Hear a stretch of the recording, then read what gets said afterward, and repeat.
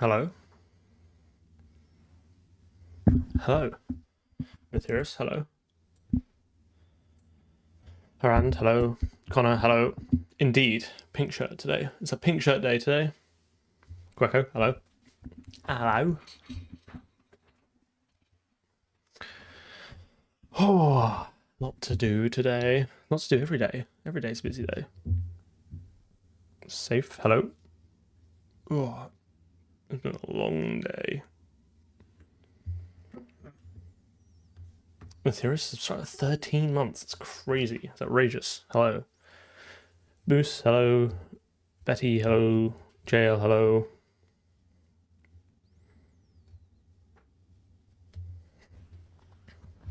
I've never really looked like at the semantics of div and idiv. I know what they do if I read it, but I've never really kind of peered too deep at the innards. Up to town. I too am up in town tomorrow.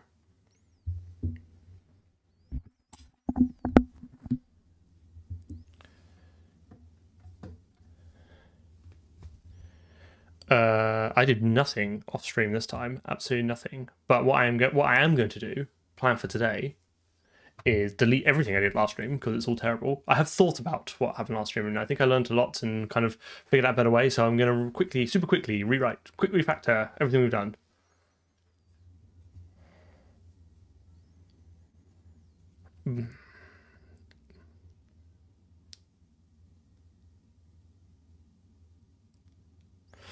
Okay. Indeed. Okay, right, so let's begin. Here we are. Well, I'll leave the commits there for historical use, but I'm going to just nuke the code. So basically, I think this whole partial specialization thing is a bit of a nightmare, and also I don't think there should be any in the top level function. I don't think there should be any reflection here. So I think we can. I was also looking at the docs, the spec, or whatever you want to call for YAML CPP, and you can kind of just stick any value in a node. So I think we can make this a lot simpler. And I think someone might have even suggested like just using overload functions with concepts. So if you did and I ignored you, I do apologize. But I basically am gonna take all this and blast all this away, and probably blast all this away, and basically have something like this.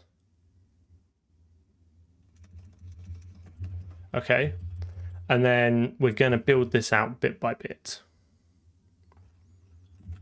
So let's go back to.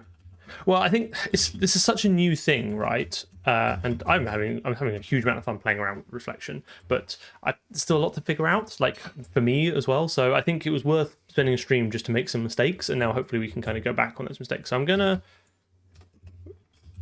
let's go back to square one, right? Let's try and refactor this a bit. So we want to just serialize a simple struct, okay? So let's go to the YAML serializer. Okay, so fine. I think what we want is something like auto do serialize a thing, right? And then this will become a YAML node. And then I think we basically want to kind of effectively recursively do this, okay? Nope, not that. Okay. So I think we need some concepts. So what I was thinking of was I want to filter out on basically just things I want to serialize, which is basically simple structs and classes. So I think if we use something like is aggregate, right? I think this will give us what we want. So it's actually got the definition of an aggregate type in here. No, okay, so aggregate is aggregate I think enough? Yeah. Is an aggregate type. Okay, here you go. And an aggregate type is an array or a class that has no user declared constructors, no user provided inheritance, no user declared or inherited constructors, no base classes, no private or protected non-static data members. It's basically a plain struct, right? Or an array. So we can filter this out. So I think the first thing we want to do is kind of do something like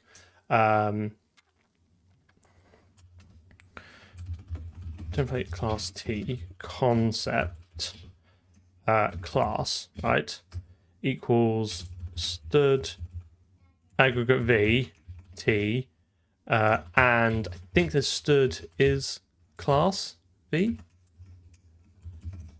right? I think something like that. So I think that will basically get us anything that we want to serialize. And then I think this here should take a const class auto obj, right? I don't really know what it means to just serialize like a string, you know, or just like an int to a YAML file. I don't think I really want that. Lavender, hello, thank you for the sub, very kind. So I'm thinking, let's start off restrictive, and we can always lift those restrictions later. So we're going to want to then serialize, presumably some sort of const class auto obj, right? And then this is going to return a thing. And then I think we're going to want like the base case, which is basically integers, floats, and strings. So those are the kind of the core components that I want to serialize. We'll add enums in later, I guess, but for now, again, let's just do template class T concept base type equals stud integral T or stud floating point T, or the same as T stud string, a string, right? Okay. So then we can have another serialized method like this. And also, before I was using like forward referencing, and which I don't think I need because I'm not really kind of persisting ownership or worrying too much about that. Like I just take my const ref, right? That seems easiest because we're going to just take a copy of it into the YAML serializer anyway. So I think I can basically just do return something like hoping I can just do YAML node obj, right? I think then when you kind of build that node up, it kind of, I think the YAML serializer is kind of clever enough to figure it all out.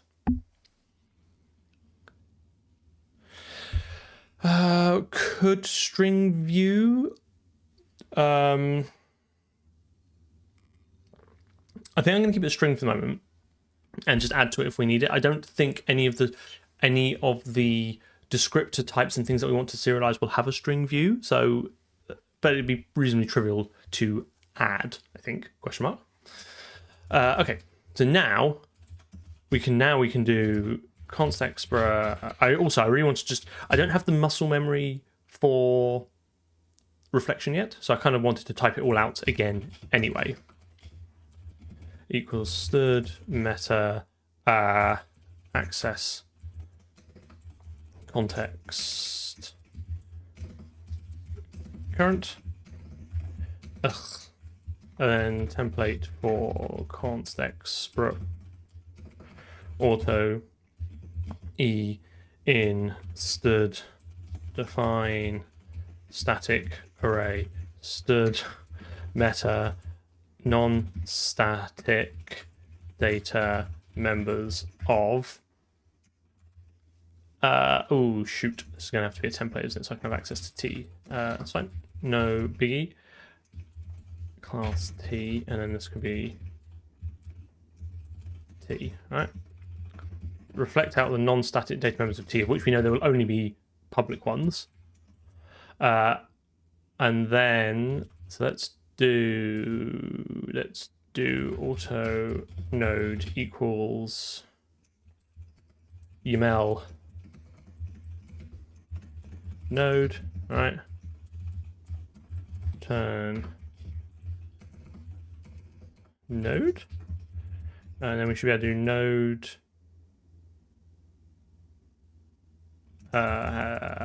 auto members. Then we should be able to do members Stood meta identifier of E equals obj dot splice E, and then do node the meta identifier of E, nope, T equals members. Something like that. Something like that. I've used template metaprogramming professionally before. There is an book. I can't find it at the moment, but there is a book on templates which I've kind of perused before. But a lot of you just kind of you sort of figure out as you go along. So now we just have to hand all this over to. So this just basically becomes. I've chosen a different name just to ensure that there's no weird ADL governs going on or anything like that. I don't want to accidentally cause an infinite loop. So I should be able to do obj, right?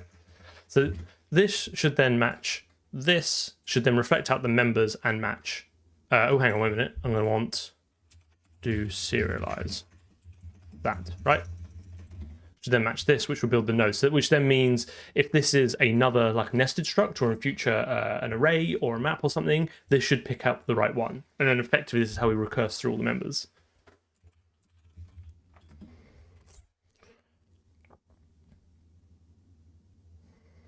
What have I? Oh, I've missed the context offer of one.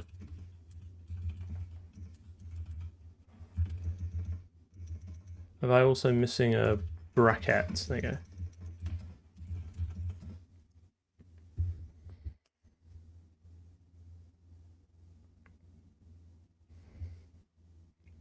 Still works.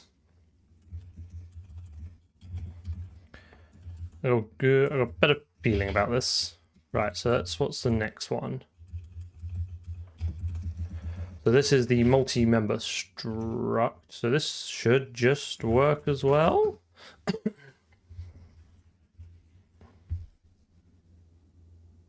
mean, it's the beauty of writing tests, right? You can change the implementation and know it's still working. Yeah, well, I think we're going to have...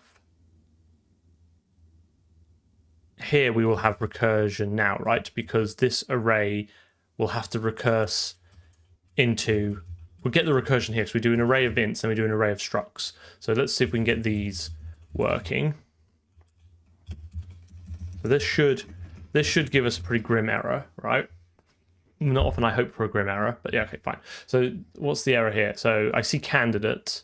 There are two candidates. So this is basically said, presumably, yeah, it cannot match the do serialize. So we need to provide an overload for something that looks like an array. And again, I was giving this a little bit of thought. I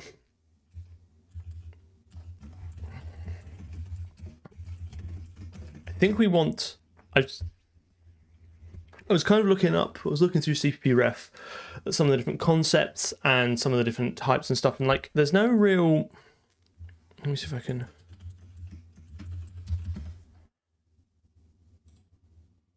Like you can check something as a range, right? A range. You can check if it's a contiguous range, but there's nothing really in vector, right? That kind of lets you know it's a vector, if that makes sense. A lot of these operators are kind of across other things, but if we look at, say, unordered map, or in fact any map, these have, where is it? A mapped type and a value type member type. So I think we can disambiguate maps based on those and then basically say if it's not a map and it's not a string and it's a range, it's probably an array or at least something we can iterate through. And in fact, actually, if you just keep it as iterable, then lists, decks, vectors, arrays kind of just work? Question mark? So can we do concept map equals stud ranges range T, and I'm going to try and get this right now, requires type name T t type, type name t map type. So I think that will disambiguate a map for us. Any mapped type, right? Unordered map, map, and flat map. Exactly, yeah. All literals except strings and maps should just be array-like things. So then I think we do concept. Sorry, no, we don't. We do template class t concept array equals stud ranges range. If it's a range and it's not a map and it's not the same as t stud string, right? I think that's all the cases, right? Then it has to be an iterable. AC, hello, glad you're here. I'm writing concepts. I'm concepting. So then I can presumably do auto do serialize const array auto obj YML node.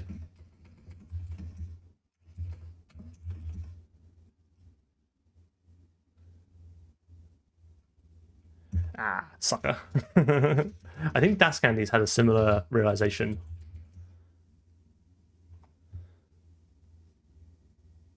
Yes, GS 10 is it or something? I can't remember. They stuffed the PEB in. If it's FS on 32-bit and GS on 60. I can't remember the exact runes, but yeah, that's why they poke it.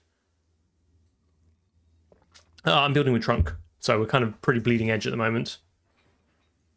Templating will affect compile times given enough instantiations and a large enough code base. I don't think it's probably the bottleneck for this. I think the bottleneck is actually probably building async. But yeah, like everything has a trade-off, right?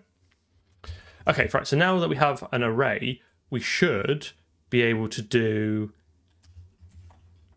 auto node equals YAML node, right? Okay, and then do for const auto e in obj, which would work because of the concept, and then we can just do node dot pushback e, and then return node. Wednesday already, indeed. And there's no more reflection, right? You only really, in theory, we should only need to do reflection on the struct. Everything else should just be looping through collections. Oh yes, do serialize. Well done. Well done. You spelt it wrong though. It should be with an S.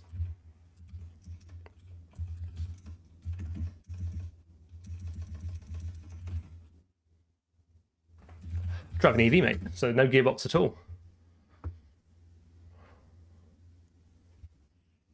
Boom. Absolutely crushed it. I've got a good feeling about this. Right, so it's got to break at some point.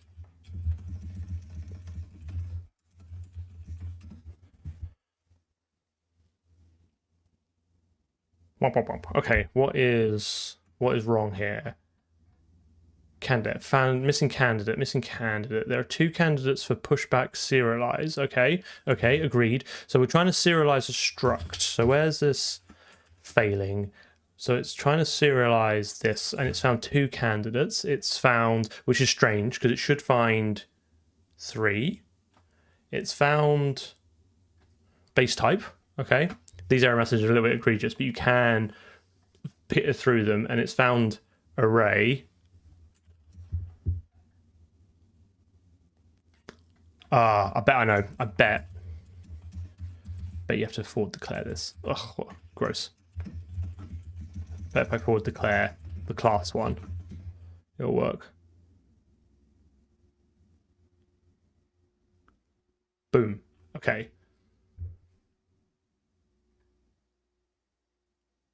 Interesting. Oh, interesting. We now embed the name of the struct. Yeah, I have quite a few pink shirts, but thank you.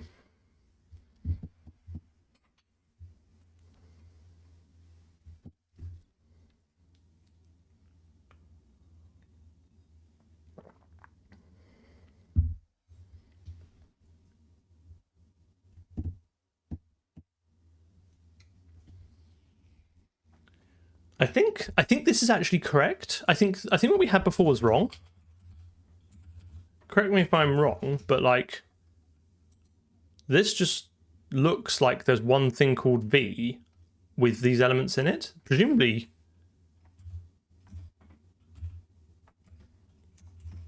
we should have something like that, right?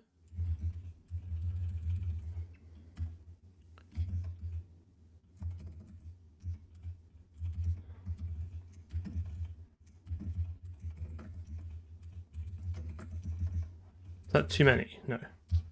I think we might have just been wrong before.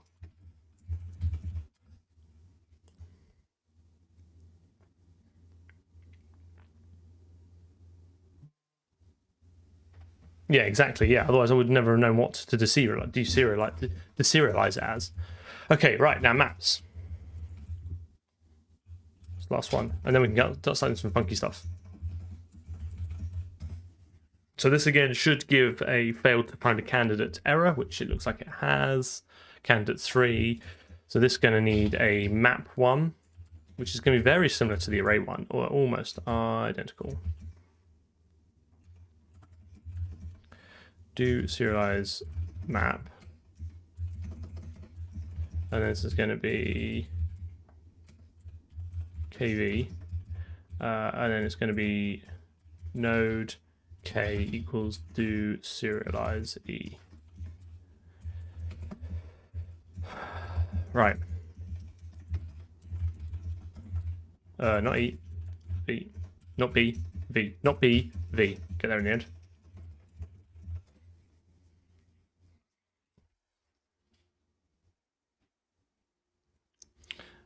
The end use cases, I want to be able to take the scene that we build in the level editor and save it to a YAML file. So when we reload the game, we can basically restore that. That's kind of, it's just serializing out to the current level.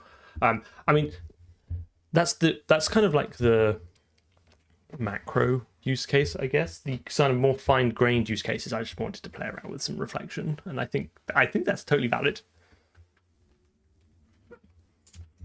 But we needed to save the scene in some way, so this seemed like a good chance to play with something new and hopefully build out that. And then once that's done, like I don't want to spend too long on this. I want to kind of get this done so that we can start building out a level, save it and restore it, and then I want to get on to the job system and multi-threading.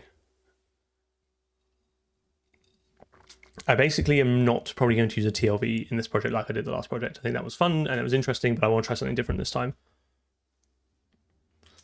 Okay, so what else do we have in our test cases? So we had so we have a map of structs, and then we want nested structs and enums.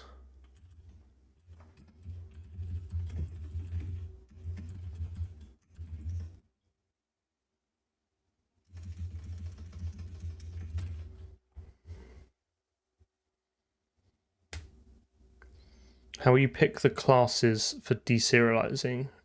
I will basically say there'll be a deserialize method which will take a string and then a template of the thing that you want to build, and then it will reflect out that type and use the YAML thing to try and fill in all the members. Well, hopefully we'll get to that soon. Like I just want to just do a few more tests and I think we're kind of set. So nested struct. Let's do I suppose we could just do a multi-member, right?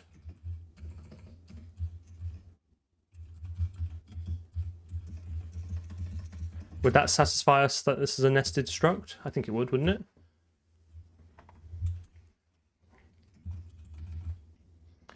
I've got one of these somewhere.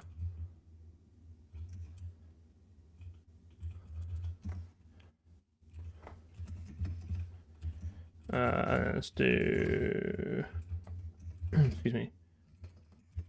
Nested struct. Okay, and then inside here we're going to have serialize a nested struct dot m equals. So this should have a multi-member. Sorry, this should have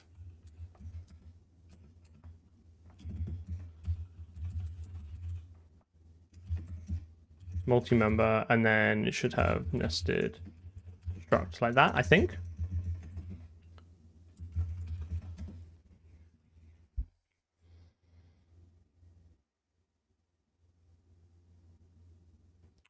I think it's just my... Ooh.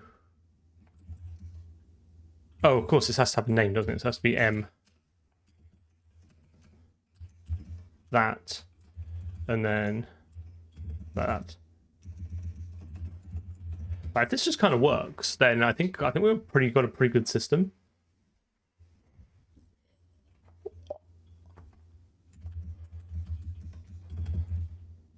Right, so the last thing really now is off our original, unless anyone can think of anything else. I mean, we could keep adding more and more advanced things, but I think a lot of this will come out in the wash when we actually use it for realsies.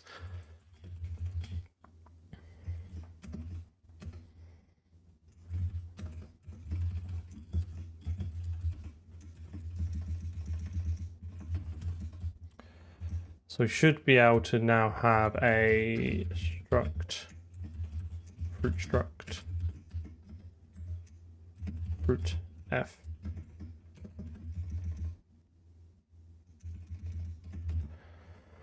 I don't know.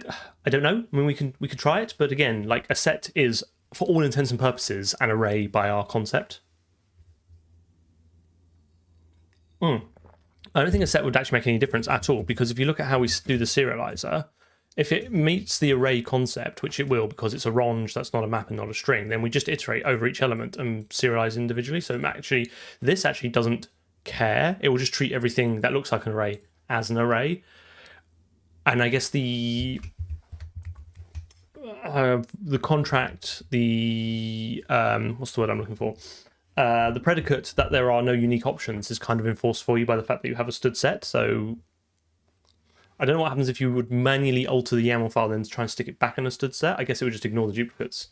So I think it's fine. I think we're good. I think we're good. I think we're doing it. We're doing it. Right. So let's do. This will need some more reflection because we will have to reflect the enum value out. Because I'd like to maybe store it as a strong rather than an int.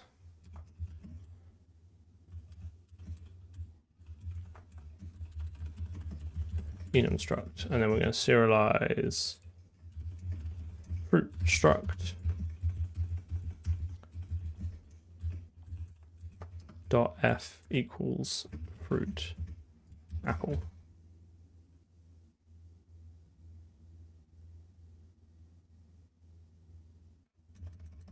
I think if you're looking at it, I think it'd just be more useful to look at the YAML file and see a string rather than an int. Yeah, but I think like so optional is an interesting one. I'm not quite sure what about that, but like again, because I'm not writing a general purpose YAML parser, I'm writing a YAML parser that I need for this specific project. So I'm in control of the data I put in it. So I'm just going to not put dates and time and stuff in it to start with. And then, like you say, we can always add that. We can always burn that bridge when we come to it. So let's do our fruit struct. F, and I guess this will be apple. Is that what we're kind of shooting for? So this should fail because it shouldn't find a match unless isn't enum's not integral, is it? 10 to 4. Okay, it's missing this, so this is fine. So this is fine. This is fine. We can do. When we have this, we can do auto do serialize constant. Hang on.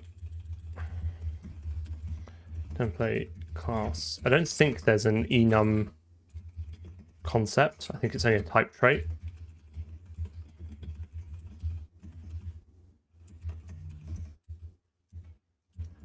So we can do.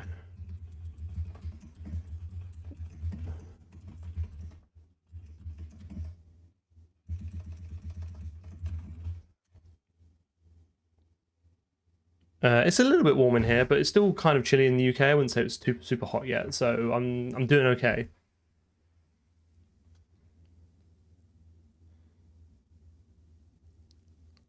Okay, So now, hang on, now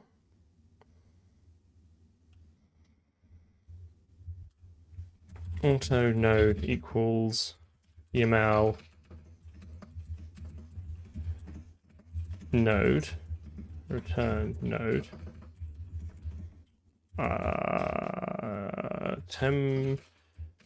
template for context spro. Oh, steady. Oh, just delete all that. Didn't need any of that.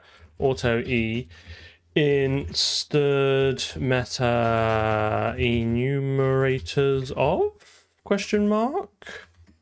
Ugh, I hate everything.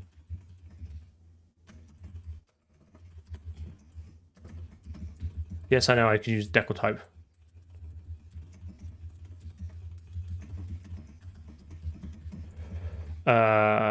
If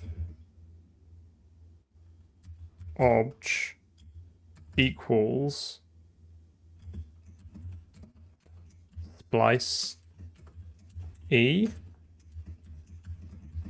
then node equals std meta identifier of e return node, else node equals unknown.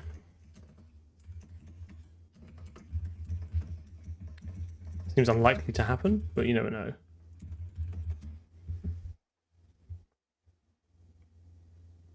Okay, where have I gone wrong?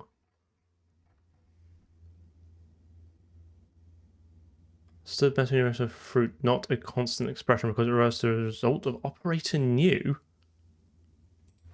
No, this is weird. Let's go to formatter. What did I? And it is a new stood meta. Define static array. That's where the operation new comes from. Let's try to create a vector at context first time, which whatever. Stood define static. I think as I get more used to reflection, I think I'm going to start pattern matching. I suspect I will start pattern matching this error here, not constant expression for operator new, and be like, oh, I've clearly missed the static array thing governs.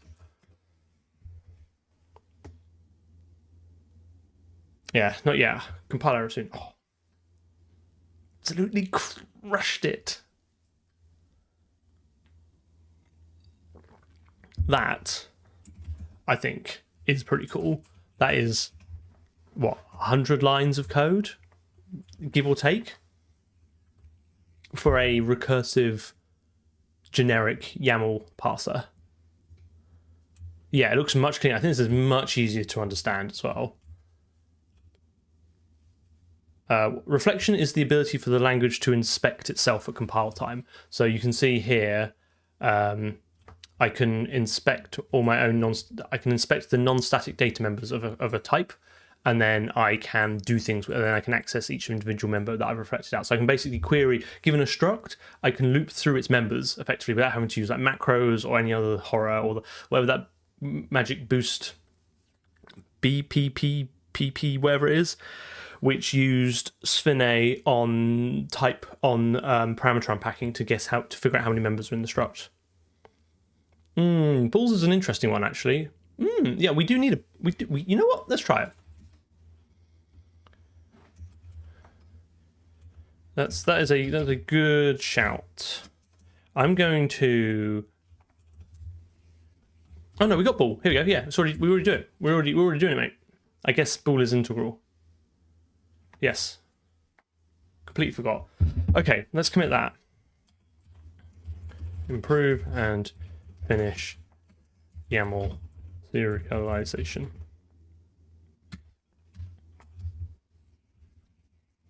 No, I think it maintains the booliness. Yeah, you get true out of it.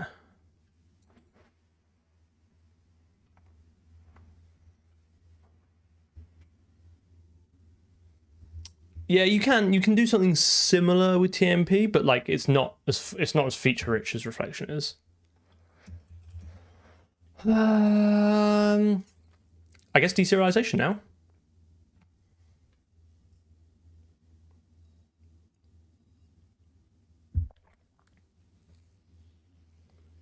Yeah, because again, YAML CPP will have a bunch of function overloads. So I've not looked at the implementation, but I can only assume that this here, it has a bunch of overloads for the constructors of this type, right? Which will match whatever this, because this is just a template, okay, effect, right? So this will just match anything that passes this check, okay, and I guess bool passes is integral. I don't think it's going to be too bad, right? So normally I'm a big fan of separating out the files and having a YAML serializer and a YAML deserializer file, but because of all these concepts here, I'm tempted just to keep it in the same file because otherwise I'd have to pull these out and then I'd have to have them across two files and keep them in sync, or maybe hash include them, but they need to be in an impl namespace within this blah, blah, blah, blah. So I think for simplicity, I'm just going to keep all the serialization code together and probably just keep the tests together. It's not how I normally do it, but I think that's fine. So I think we're going to do template class, class T, auto, deserialize, stood string view YAML to a T.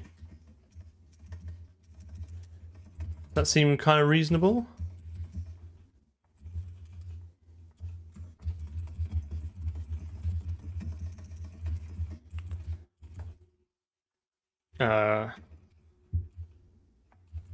Simple.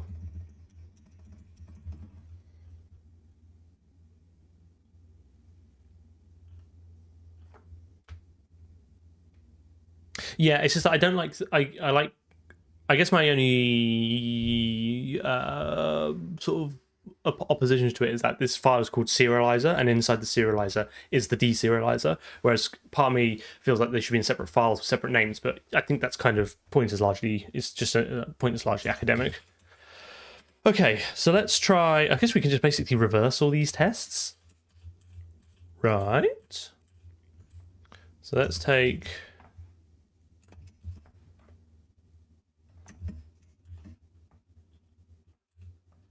Take all these tests, comment them all out, and then we'll just build these up. So the first one's going to be this. This is going to be YAML deserialization simple struct.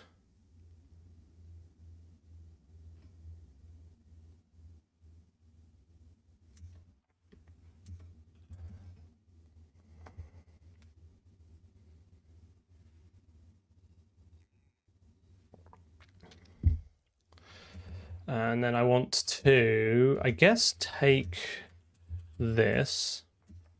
I think we can do, push this up here, okay. Do const auto YAML and do deserialize simple and put into that the YAML.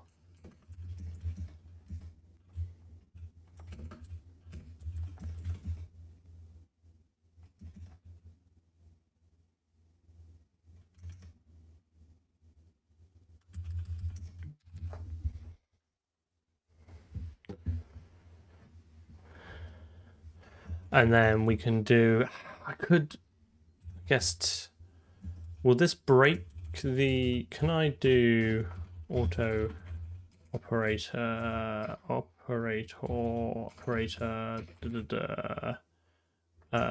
const auto const bool equals default. Will that break the aggregate type? Pretty sure it can be defaulted. Oh, have I got to be explicit? Yeah, okay, fine. Let's hope that works, because then that makes my life a lot easier, because then I can just do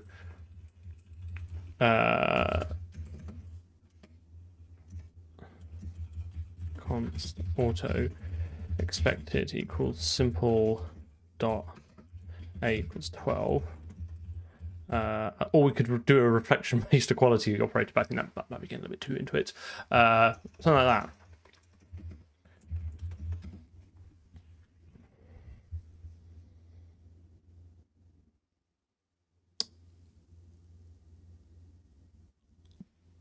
Broken something, which is exciting.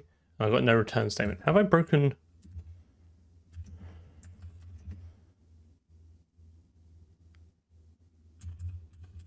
Oh yeah, what's that doing in there?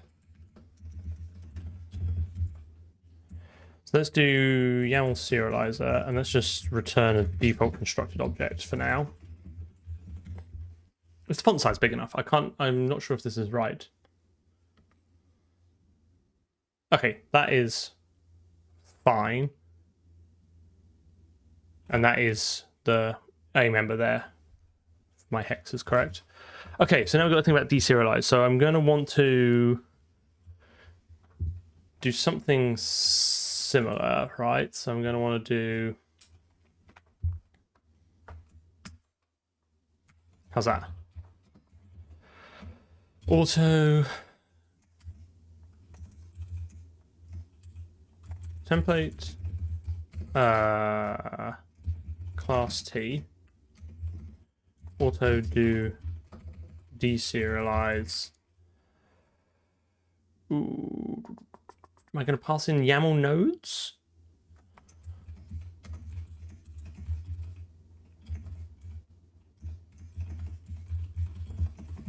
I think I probably will, right?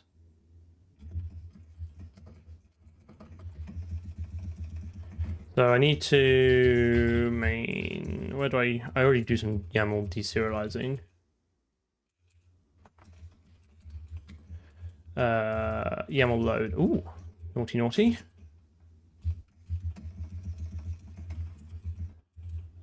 Const auto I don't know what to call it. I guess is it a node? Does that give me...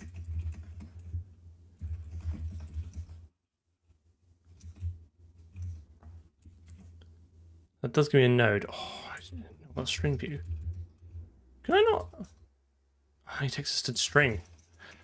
Okay, fine. Well, we might as well just pass this in as a constant string then. That's what it's going to take. That's annoying.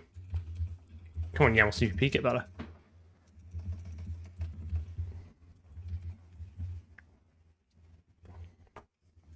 So I should be able to do impl do deserialize node.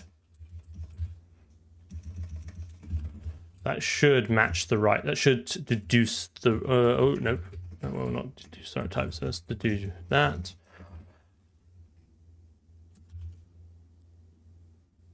Okay. So now we can, I guess T will have to be default constructible. I wonder if it's worth making that part of our interface.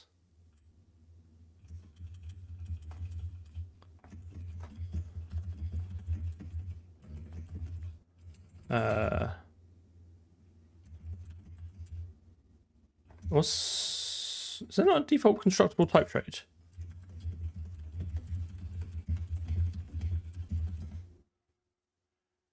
Oh, it might be part of aggregate. You're right. You're right. You're right. No user declared constructors. Correct. Good spot. Okay. Auto obj equals T. All right. Return obj. Right. I'm just going to check this compiles. So it should basically do the same thing. Actually, probably an error because there's an unused member. But bleh. There. Hang on. Naughty. Let's keep your eye out. That's not going to be the first time I misspell deserialize and serialize. I was expecting that to be an error there, but that's fine. Okay, boom, same error. So we just punted the problem further down.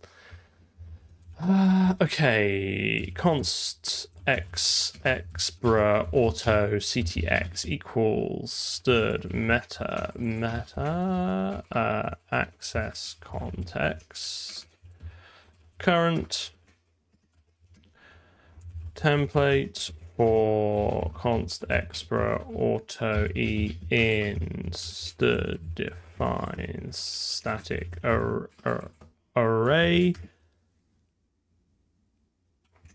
stud meta non. Gosh, a lot of typing in this. Static data, non-static data members of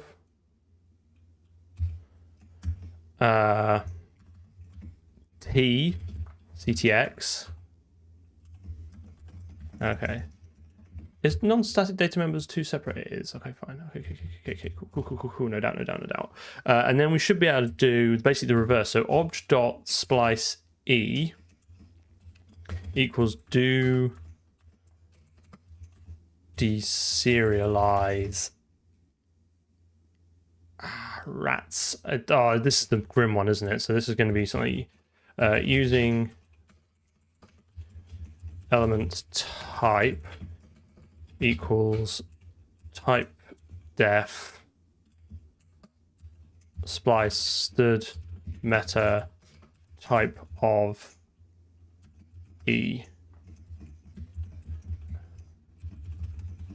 type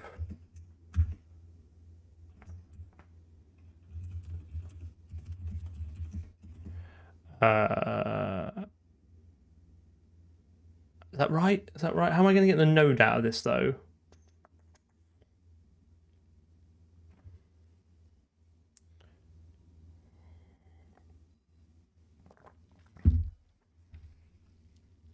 Because I haven't got a node now, have I? Is there a way of introspecting YAML?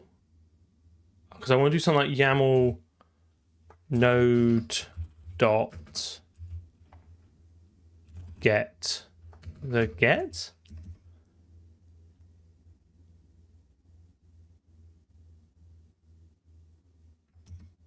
Is there like a get element type? But I want to get the node that represents it. Tricksy. Maybe node stud meta identifier of e.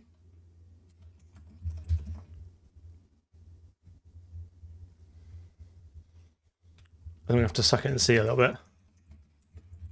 I think that's the right type def rune. I could be wrong. It's a bit of a pain to reflect the type out of the stud meta. Expect to type necessary before type def.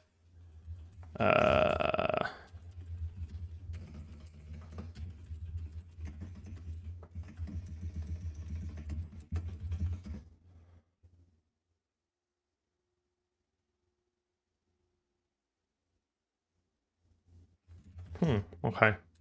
Maybe I don't need that. Or is it here?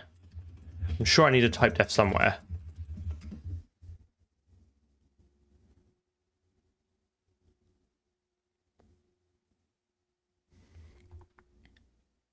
Type name, of course. I'm so sorry. What a fool. It's been a long day.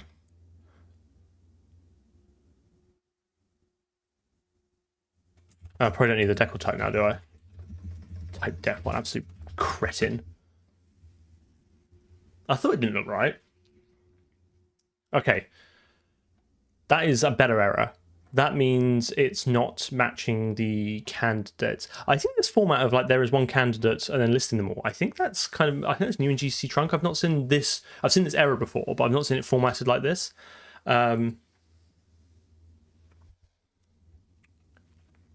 So this should be meaning it can't find a do serialize, presumably, for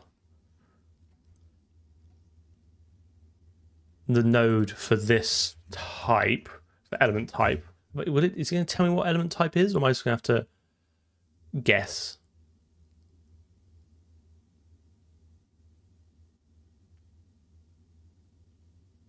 simple. Okay, that's fine. No, wait a minute. It shouldn't be simple because I'm already in here. Here we go. This is what I want. Where is it? Oh, I wish it would. Is it not going to expand what element type is? Oh, type int. There we go. Boom. Nailed it. Yeah, I quite like the bulleted list. Okay, fine. So now I just need the auto do deserialize template base type t do deserialize const YAML node t. And now I think it's just a case of, let me just quick look at where we do it in main. I think this is as. Okay, so I think now we do return node.asT.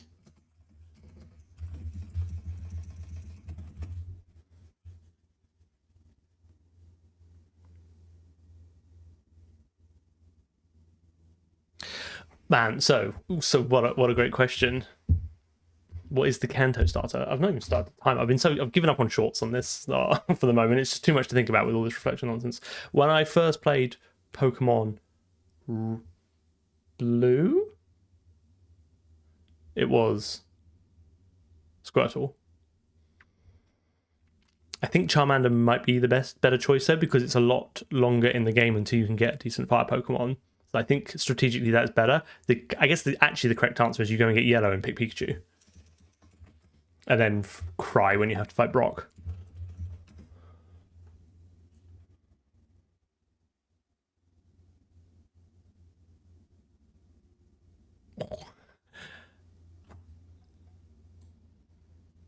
Something through. Invalid node. First invalid key, A. So it's got the A out.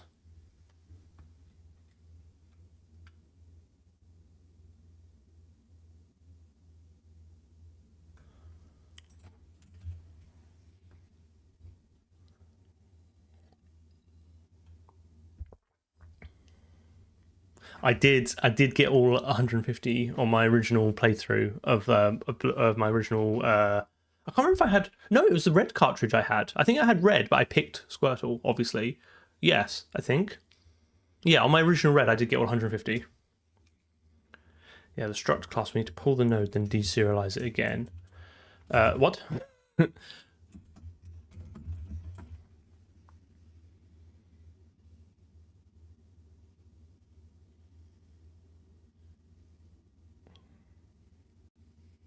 Yeah, in the struct class, we need to pull the node. Pull which node? I thought I was putting the node here.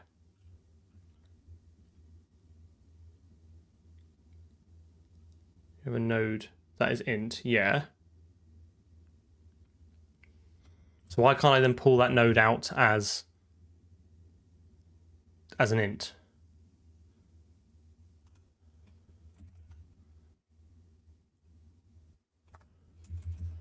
What am I missing? Am I being stupid?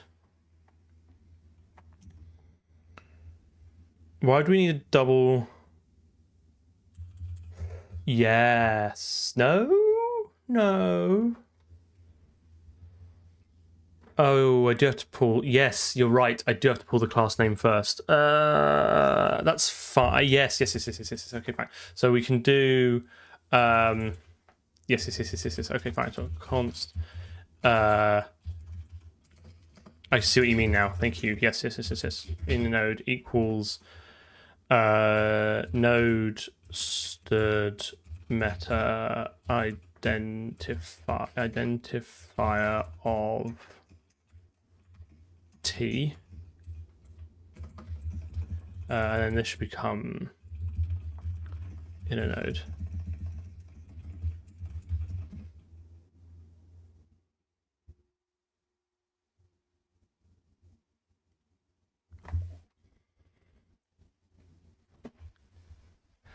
I must admit, I have not had this much fun programming in quite a while. Like, I enjoy programming and I love doing it, and I love doing all the videos and stuff, but I'm having so much fun doing this.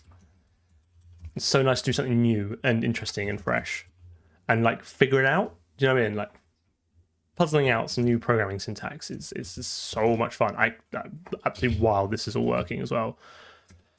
Okay, let's keep going. Let's keep going. And I get to do it all with you guys. So what's my... So I'm making this my YAML.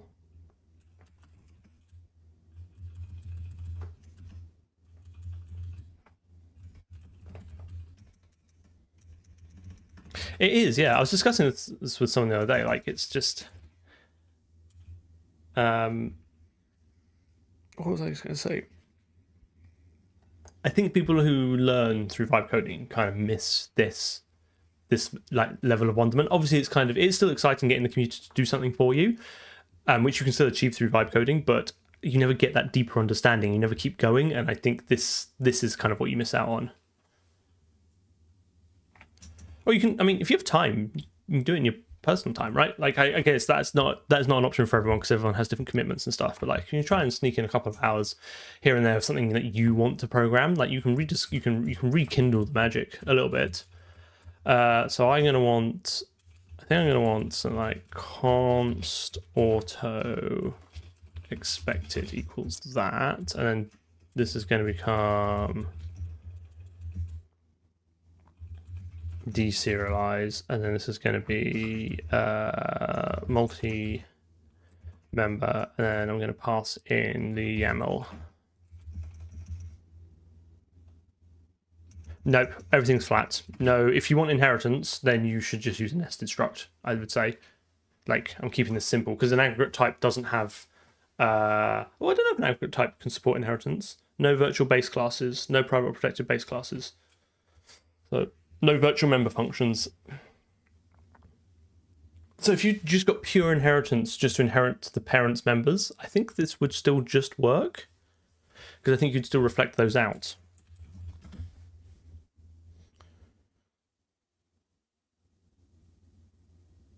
Yeah, I mean, that's fair enough. Like I said, it's different for everyone, right?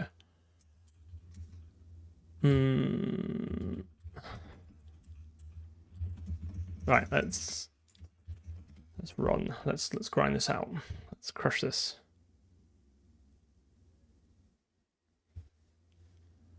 Missing candidates. That's fine. Is that what we... Version from constant to const... What? Where's it pulled that from? Oh, I know why. It's going to need one of these, isn't it?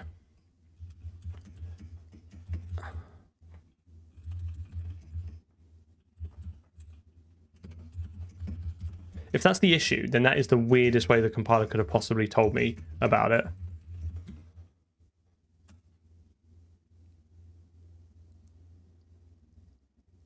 Outrageous. Oh, yeah, we're absolutely crushing it. Yeah, I know, right? Of all these types, you chose GUID. I think we should probably just go and slap these in here whilst we remember, because we're going to need them all.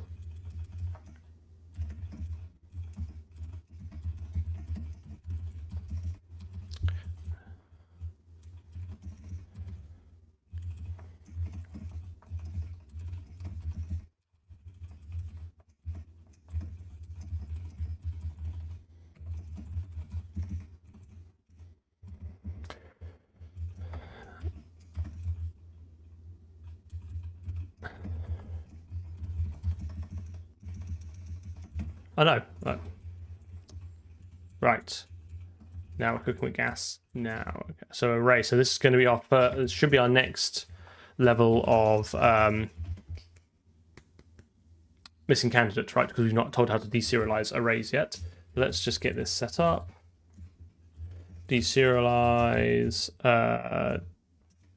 D230 becomes FE YAML. It's YAML. Then this will become const auto expected equals that. Drop off that. deserialize that. That becomes that. This is. I think this is going to be really nice. I'm really pleased with this. Till I hit the next major bug that I can't fix.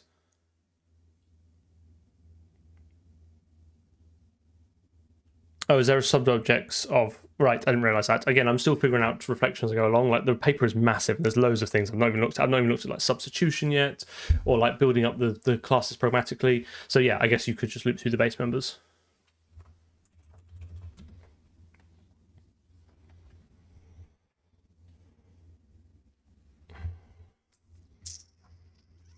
I think this is what we want. I think this is what we want. Didn't even check. Just assumed it was right.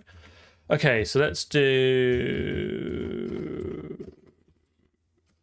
template array t.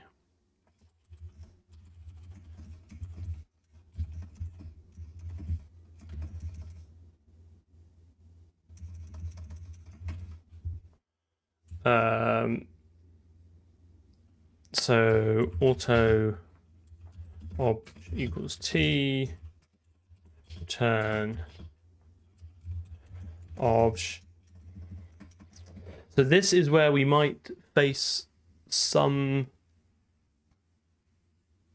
difference, because I'm going to effectively have to loop around and call obj.pushback. So if the underlying container doesn't have a pushback, then this won't work. So this means we won't be able to serialize stood arrays like this, or sets, or stuff like that. So this will now constrict us to basically list, forward, list, array, and deck, and I think that's okay. I don't think I care about adding the machinery to handle those extra ones.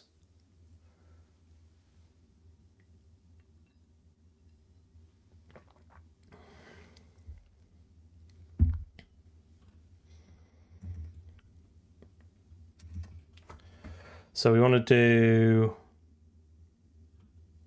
Actually, I want to do something like for const auto e in node, because we know this is an array type, right? And I assume then I just want to just do obj.push back, do serialize e. Oh, what's the type? What is the type? It's going to be stood ranges range value t. Stood ranges range value t will get you the type of the element in the range.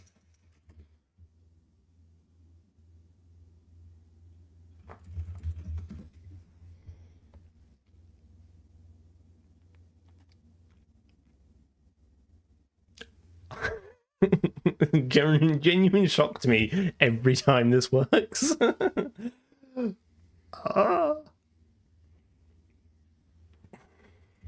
keep going. Gotta keep going. Even if I never use this, like, this has been like 2 streams thoroughly well spent.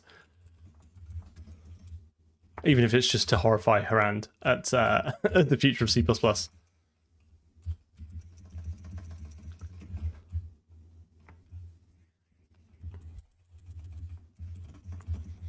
Okay, now we're getting a little bit more fancy.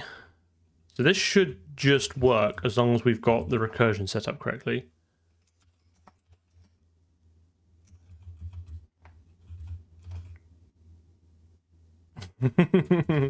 I don't mind.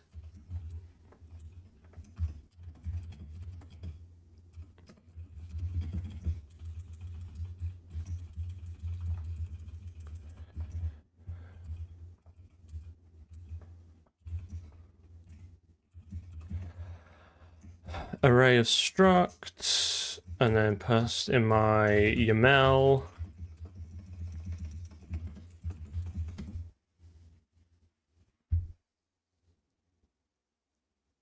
Ooh.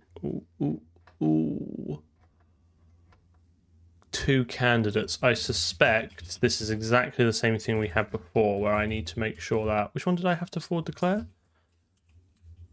It was the class one, which makes sense because that's at the bottom. So yeah, having an array of classes will be bad times. So let's do this. Hang on, I think I just accidentally hit double Y then and changed what I was yanking. Nope, not that one.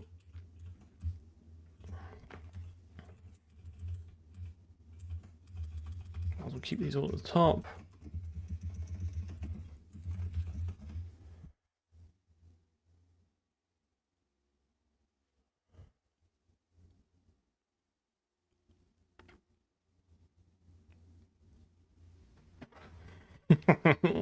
Aha!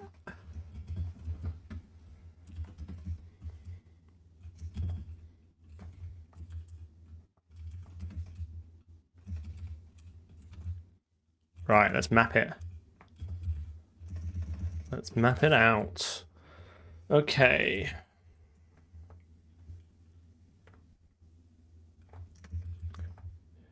I've been looking at Reflection for a while and like experimenting with some of the early builds and stuff of it. So like this is I have some prior like experience with it, not enough to kind of do anything like production ready.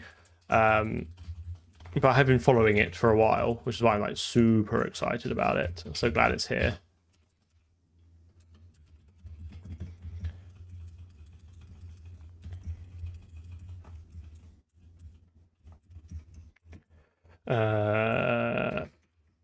Map. Oop, get rid of that.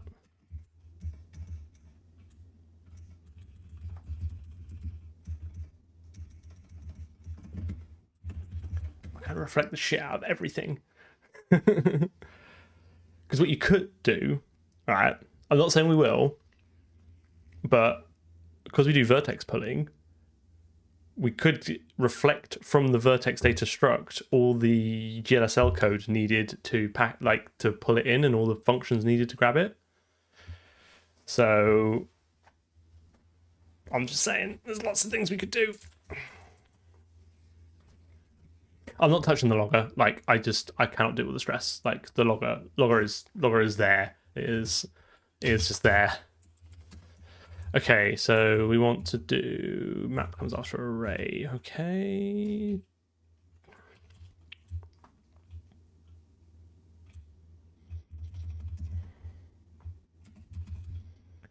So I think this is largely this. Oh, yeah, this is gonna be interesting now. So let's do. So we're gonna wanna do. So this is gonna be some map-like object. So this is gonna have to become obj. Oh, how'd you get the key and the value out of a node?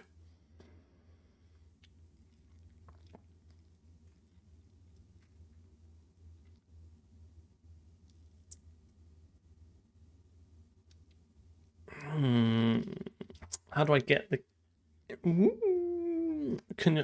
Is it as simple as KV, right? And then obj do deserialize stood ranges. Nope. Fuck. T key type equals do deserialize T mapped type V. Is it that simple? Is it stood pair? Well, I don't know. I don't know what YAML node gives you, right? Yeah, it's not going to like that.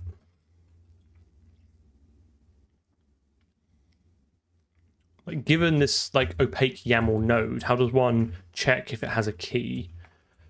How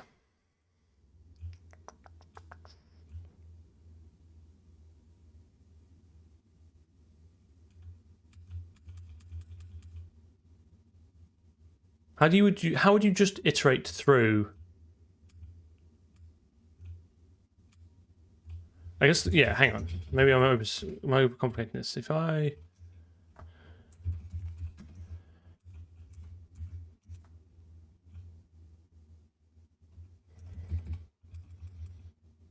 uses this. It just uses the square bracket operator. I'm kind of surprised that doesn't. Oh, hang on, wait a minute. What am I doing? Kind of surprised. So actually, this.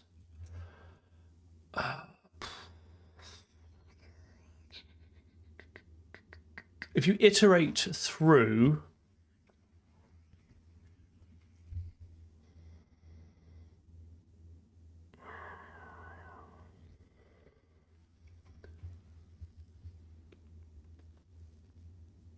Do I need to reflect out from the... No. Tricky. Tussie2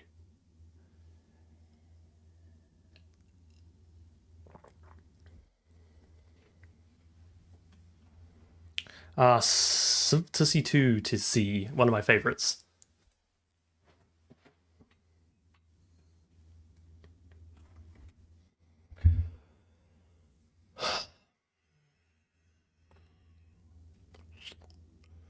And now the happy feeling is gone and I'm stumped. How do I... There's got to be a way. All right, hang on. Yeah. YAML CVP iterate map.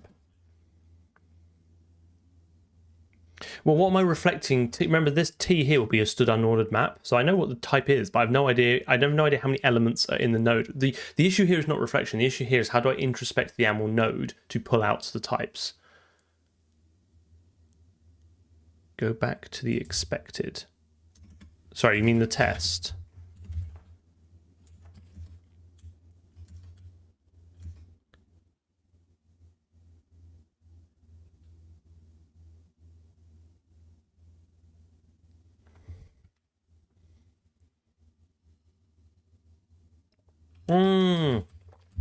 Yes, it's no,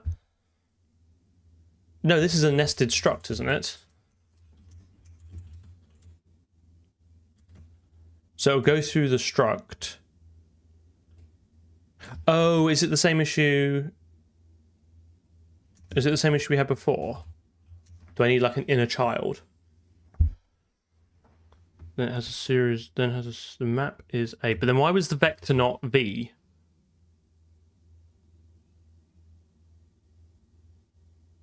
Why did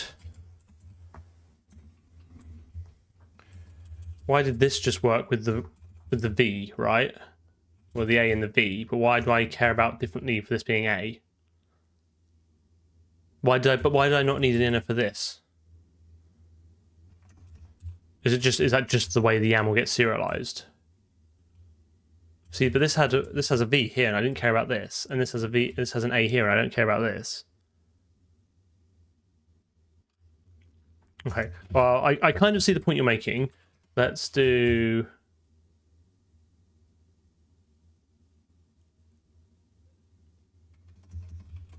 But how would I get the... What would I get the name as, though? Or do I do...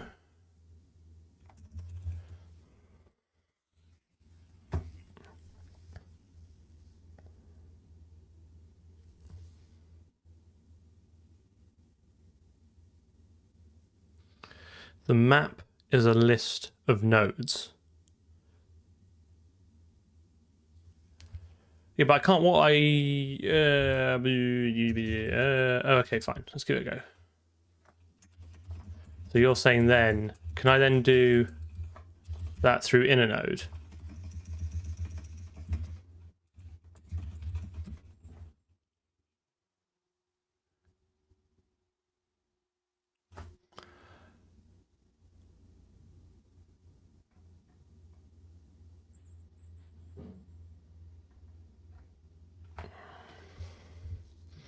Counting an inaccessible member, YAML node M is valid.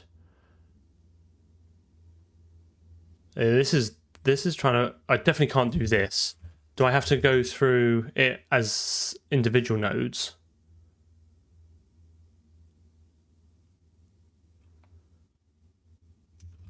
Because this is trying to do expansion on a struct, right? Because it's trying to map im is valid. No, below that it saw it as a pair.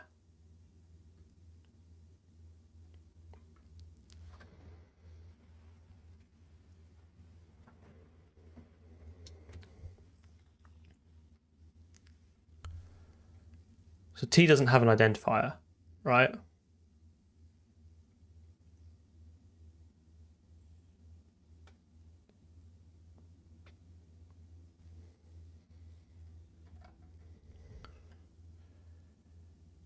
Oh, interesting. But that's the iterator. So can I just do P and then do? All right, let me just see if this. Let me just see if I can get this to build first.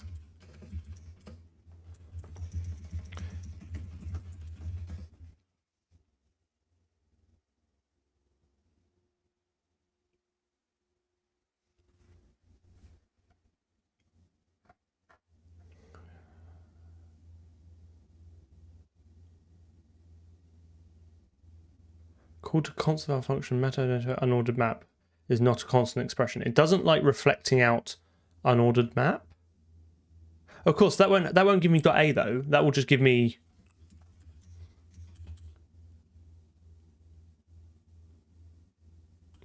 I'm not convinced about this in a node because T is a stood unordered map at this point, right? You can even see it here, right? T is a unordered map.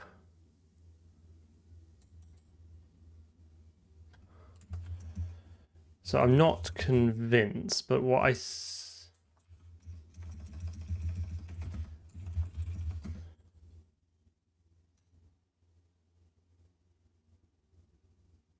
but does node inherit from pair node?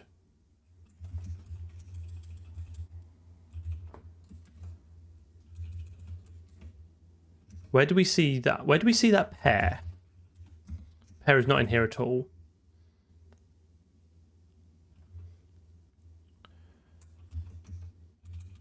Oh, I see what you mean. So can I do const auto key equals p dot? Ah, okay, fine. It's first and second. I wonder why I can't decompose that.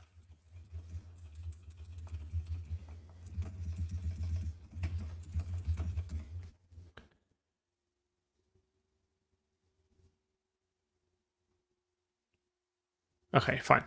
How strange. Why can I not?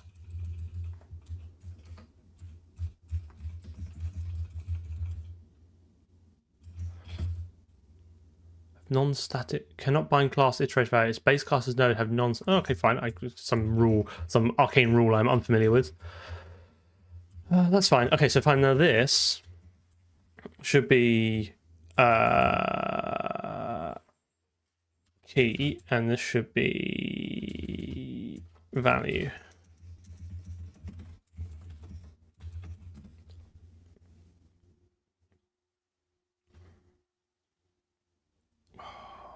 Getting there. Key type is not passed as a non-type, but essentially used to. When in doubt, add type name.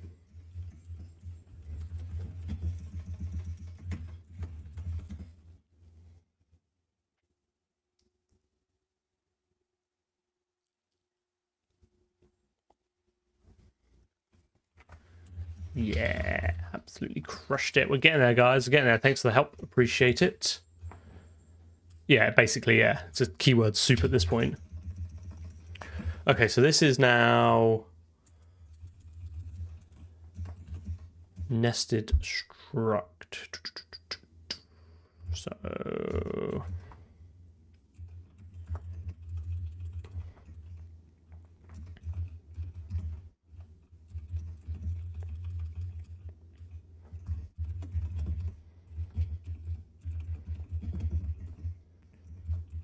the nested struct UML and get rid of this extraneous one. Okay, could just work. This should just work, unless there's some forward declaration gubbins going on. But I think it's fine. Oh yeah, absolutely crushed it. We're doing it, guys. We're doing it. And then finally enum. So this is I don't know how to do reverse enum. Given a string, This is gonna be fun, this one, because given a strong, I need to find the value. So I'm gonna have to reflect out the enum and do a comparison on each one, which I think is fine. This is fine.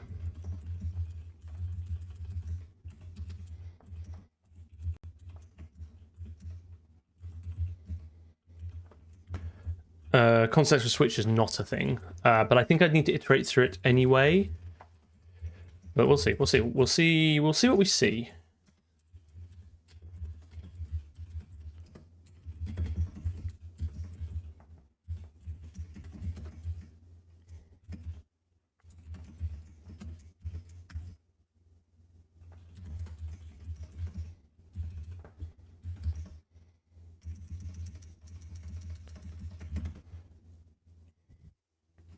Right, so this should give us a nice error. Oh, not a nice error.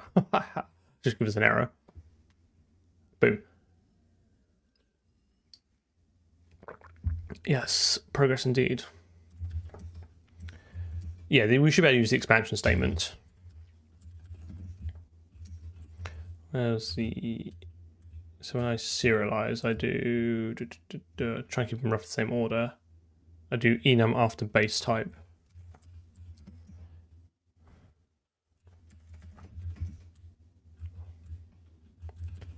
So this will give me an enum.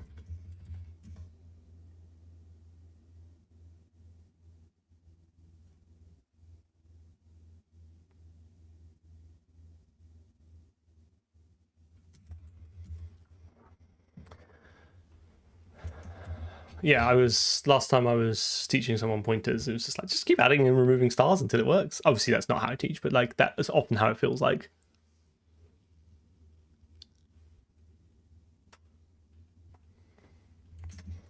Okay, so this is going to be a string under the hood, right? So I think I should be able to do, I think what I want to do is do const auto enum value equals node as stood string, and then I think I want to do template for const expra auto e in stood define static array stood meta enumerators of carry d ctx bum bum and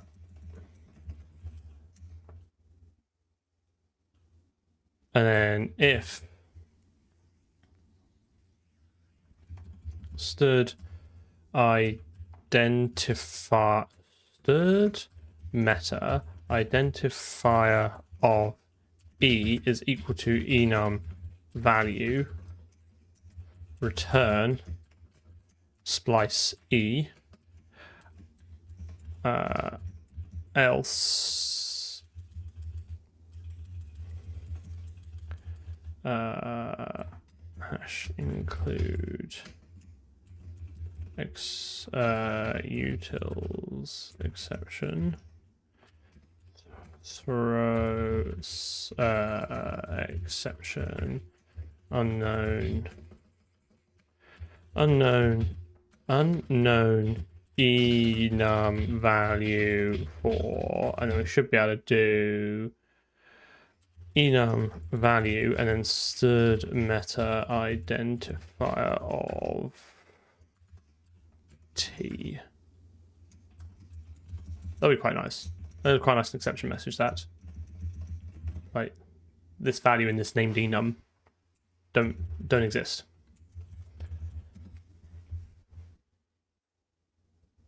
Ah, thanks, Vance, or Van Jans. I'm glad it's useful. CTX was not as scared as... Oh, you're right. You know what? You for once, you know what, compiler? You are right. That was my bad.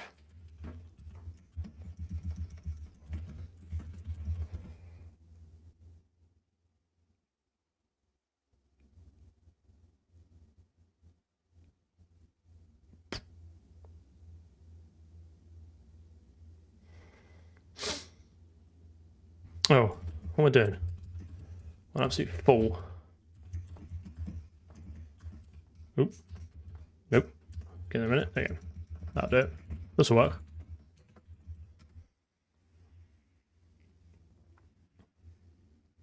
Oh, god damn it. Too many arguments to const. Oh, do I not need a context? I guess I don't, because I'm not going through members. Yeah, of course. What a fool. This will work. Oh, been raided. Hello. Interesting times. Oh, god damn it. Illegal map value. Color me intrigued. Illegal map value. Why is it... What? It must not like this.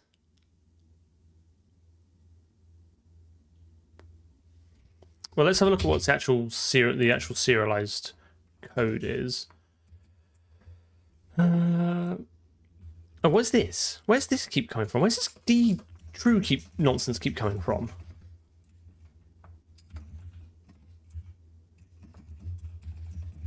I don't think that's the issue.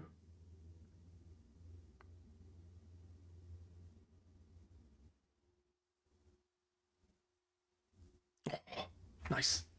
Crushed it.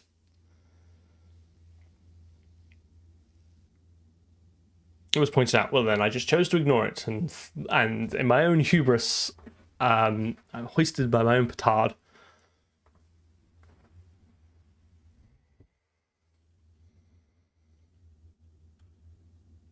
Well, then more fool me. Right, done it. For anyone just joining us, we are using Bleeding Edge 0+26 in a bleeding edge build of the compiler to use reflection to automatically do YAML serialization and deserialization.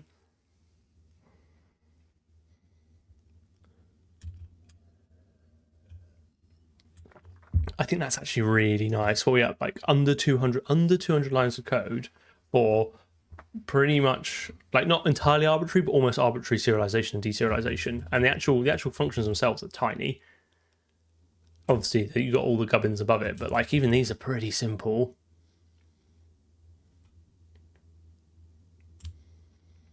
I don't like, what's the most complicated part is probably serializing a class. Yeah, like I think this is the real power of reflection. It's not a lot to get quite a lot out of it.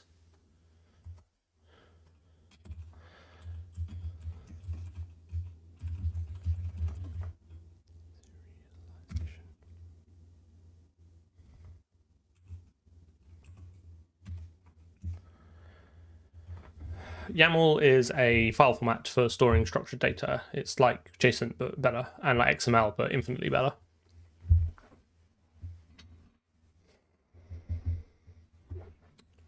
I guess we should start integrating it. Like, I wasn't expecting this to be done so quickly. I am like genuinely quite happy with this.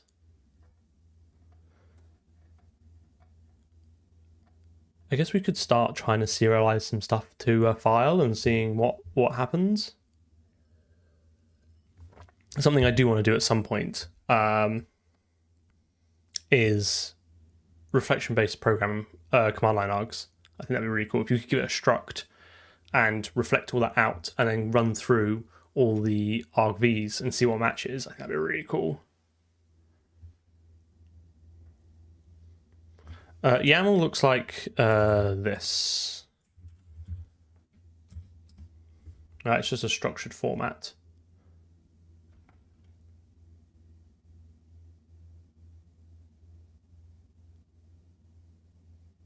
Are you always using insert mode? I think it's just a selection square. I switch between insert and normal all the time.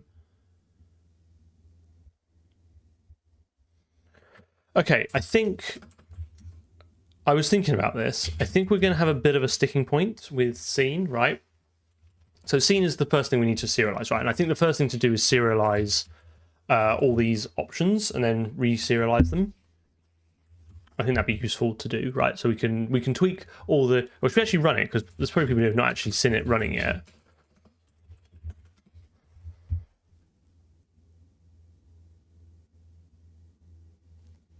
mate, you not have to deploy anything to Kubernetes then if you've not had the experience of YAML wrangling. I think we just integrate it, and the rest of the issues will just fall out as we go along. Oh, fun! Is it doing that thing where it appears behind? Oh, I love it when it does that. My machine needs a reboot. All right, okay, here we are.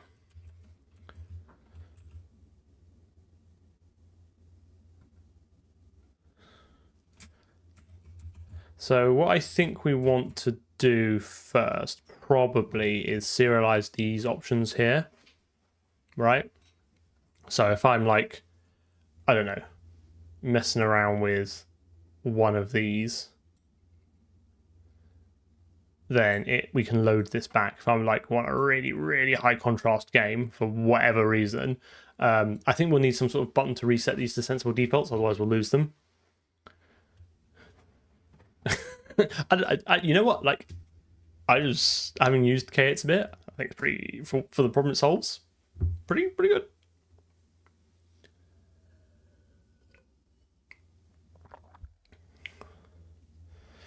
Okay, so let's see if we can serialize these to start with. I think the interesting issue is going to be how do we so when we go to the end goal, right, is I want to be able to create new meshes, right? So say I add, I don't know, what's everyone's favorite corner, whatever, this, right? If I just added the same bloody one, great.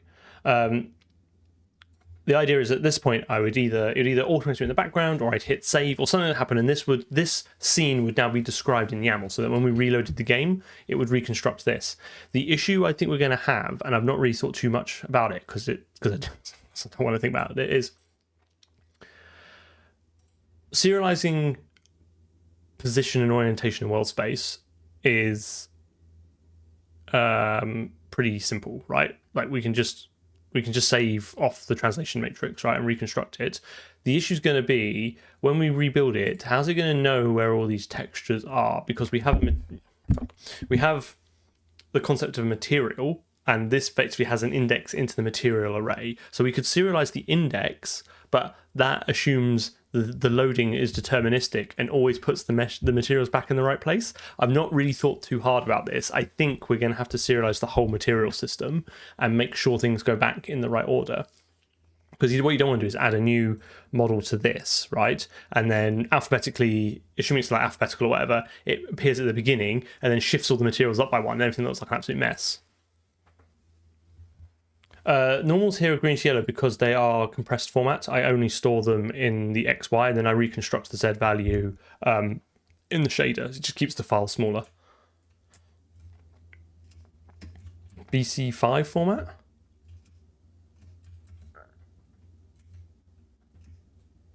So I don't know. That's the issue I have.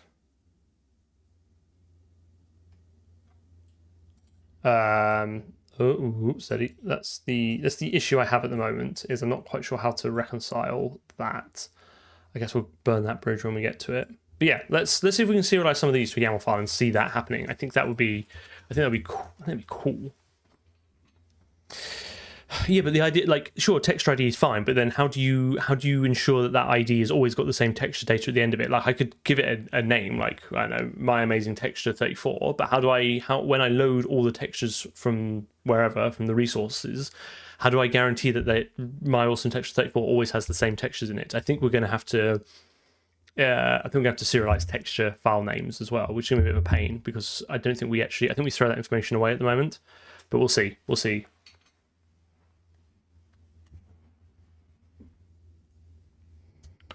I don't think we do. The texture data is this.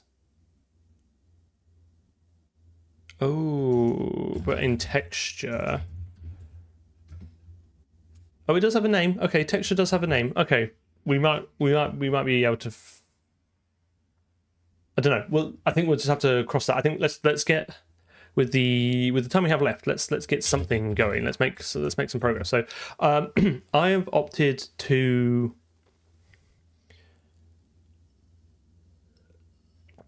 take a very long dramatic pause. I'm very keen. I mentioned this last time. I'm very keen that serialization code doesn't infest objects too much, and especially with reflection, I kind of want it to be largely agnostic. We could go through, we could reflect out all these private members and I think pull the values out and then ignore things like references and stuff like that. I'm not sure that's right. I think that is potentially going to influence how we have members in things. Like, oh, I can't have this member because it can't be serialized. So I think what we should do is just make it the class's responsibility to say, here's the thing that you should serialize if you want to serialize me. It is kind of coupling a little bit, but I don't think it's too bad. I just know, I don't know OpenGL. I mean, I know OpenGL better than I know Vulkan, and it just allows me to make progress faster. So the question on Twitch is, again, the classic one, OpenGL versus Vulkan. I just think I can make progress faster and easier with OpenGL. And I don't need the power of Vulkan for what I want to do.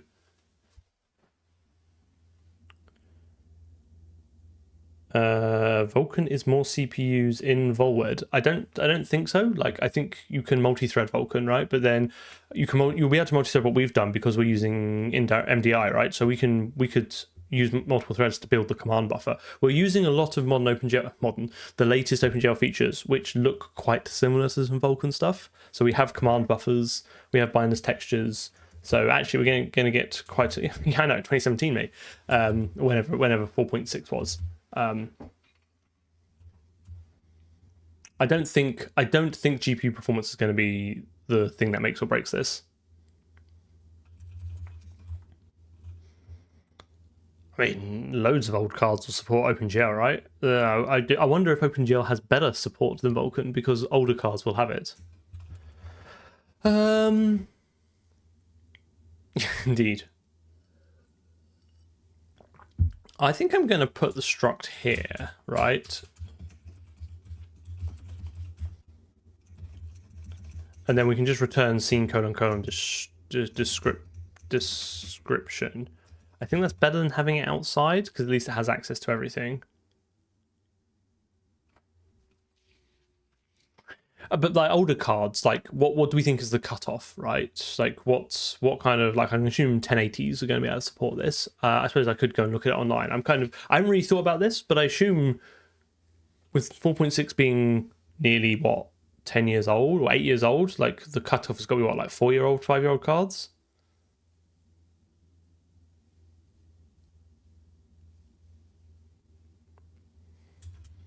So I don't know. It's problems to solve. I think if we I mean, none of this is going to work on Mac anyway because there's a lot of Windows code in this. I think some people have tried this through Wine and had some success.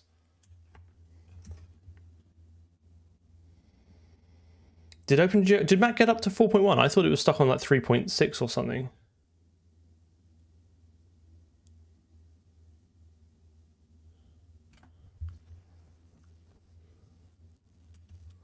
We'll see. Like, we'll have to do some testing at some point. Okay, so I'm gonna want these three.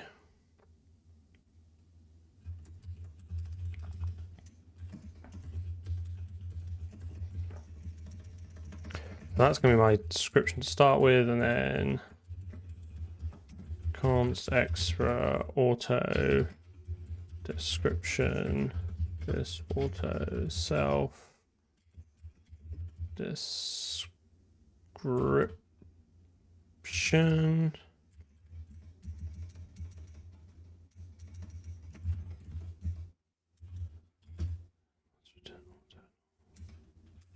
Oh wait, what am I doing? Return dot exposure equals self dot exposure options dot SA options equals self dot SAO options dot time mapping options. Not sure if those are in the right order. Equals self dot toe mapping options.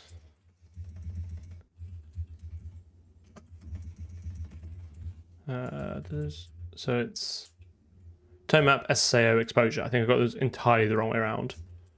Toe map, I did. SAO exposure.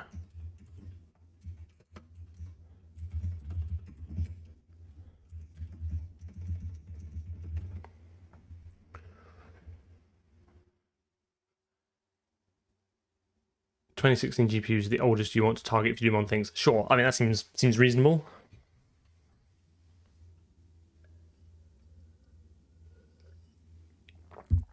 I don't think like this is going to be a massive commercial success, because I don't think it's going to end up being a full game. I think it might end up being more of a demo anyway, but we'll see what happens.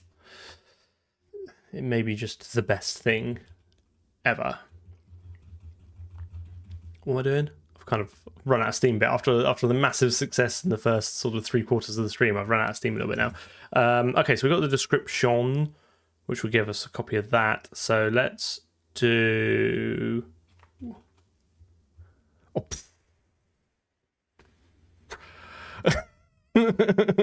Right, okay. All right. Okay, well, I think if you're a fan of C and J, you're going to find this stream a little bit strange, because this is very modern C++. Hello, everyone. That's quite a large number of people. Exciting. Where to start? Let's just let's do a show and tell.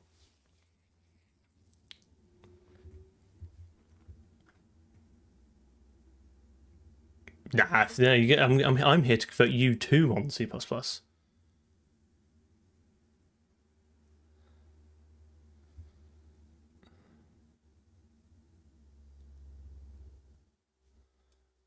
So for people on YouTube, there's just been like nearly 800 people dropped into the Twitch stream.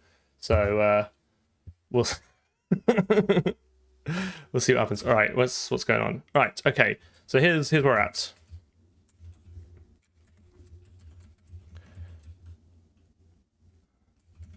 No, that wasn't a long... I mean, the compile time is kind of okay. That was it running, but for some reason the window got stuck in the background and I had to go and find it. That's a simple reboot of my system will fix that. Okay, so we've got this so far. We've got a bunch of options around the different post-processing. Like, it's not perfect, but there's kind of a lot to go on. We can move stuff around. We can change, like, we've got picking. We can do the lighting, blah, blah, blah, blah. All kind of cool, good, sweet stuff. We've got dynamic exposure, SAO, blah, blah, blah, blah. And also, what I have been working on recently is... Ooh, steady. So what we've been working on today, again, I'm going to have to do a quick recap for everyone now, is we can add stuff to the level, right? So I can add a new corridor type, okay, which is all well and grand. At the moment, this level is entirely ephemeral. As soon as we close the game, it's all gone. And then you have to recreate it. So what I want to do is to serialize the scene, okay? So that's what we've been basically working on, is serialization. Because I really like modern C++, we are using the latest C++ 26 reflection to automatically reflect a class into a YAML file. So you can call serialize with anything that looks like a class, and it will automatically, wherever it is, it will automatically reflect out using this beautiful new C++ syntax, which I'm sure everyone's super excited about, to reflect all the members and then splice those right into the serialize hole, and then recurse through. So it automatically recursively handles objects, enums, strings, ints, floats, maps, vectors. And then serialization and deserialization of arbitrary objects with arbitrary levels of nesting is less than 200 lines of C++, of modern C++, which I think is pretty cool.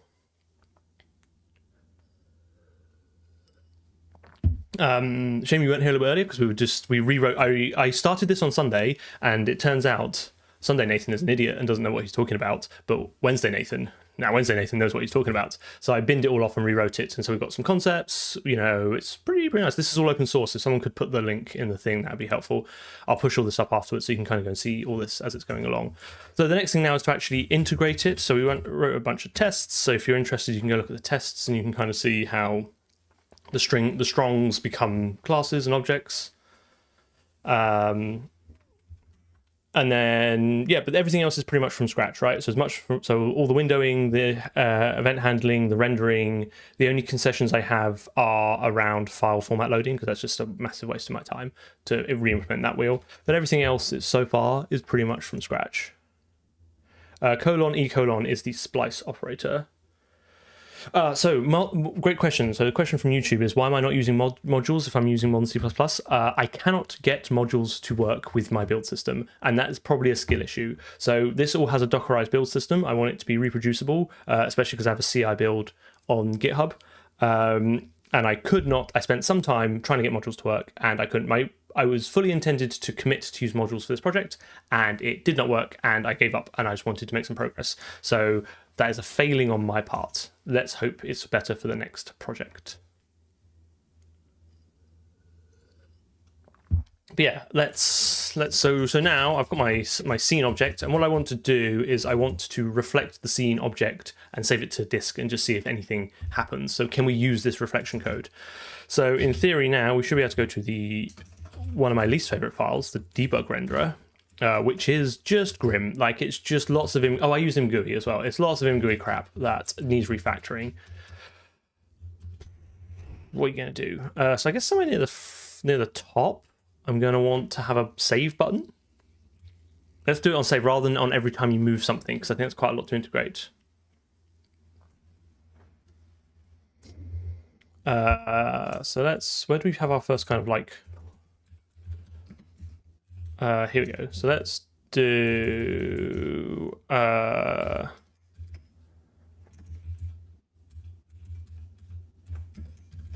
if that's not your right code. Imgui. Problem is though, I can't type when people are watching, which makes me an absolute terrible streamer.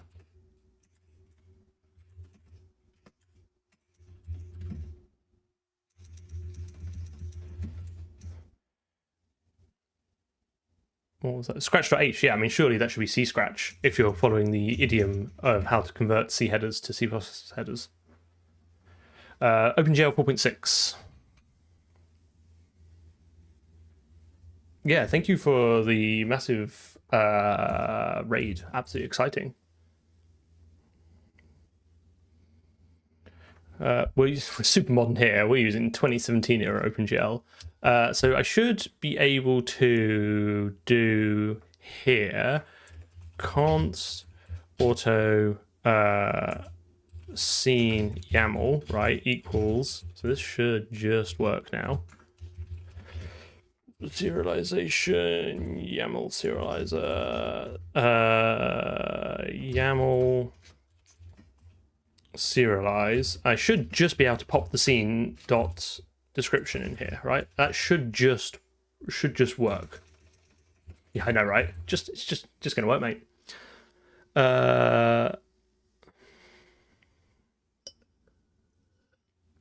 I mean, we are going full as though, so you know we are using modern features. We've got binary textures, we've got MDI rendering, we've got persistent coherent bit gubbins. We got the whole shebang.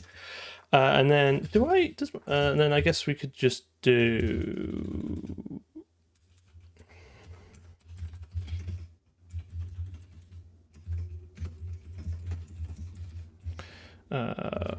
auto out equals stirred OF. This needs to be configurable where this saves it, right? But let's do scene.yaml. And then out scene YAML. Could work. Could even work. I don't know why my window keeps disappearing. It's kind of annoying. Why did I target YAML? Because it's better than XML, and I think I prefer the slightly more structured functionality than JSON. Look, my window keeps it's behind here. I can see it. Okay. Where am I? Yes, Haran's here for Asdo.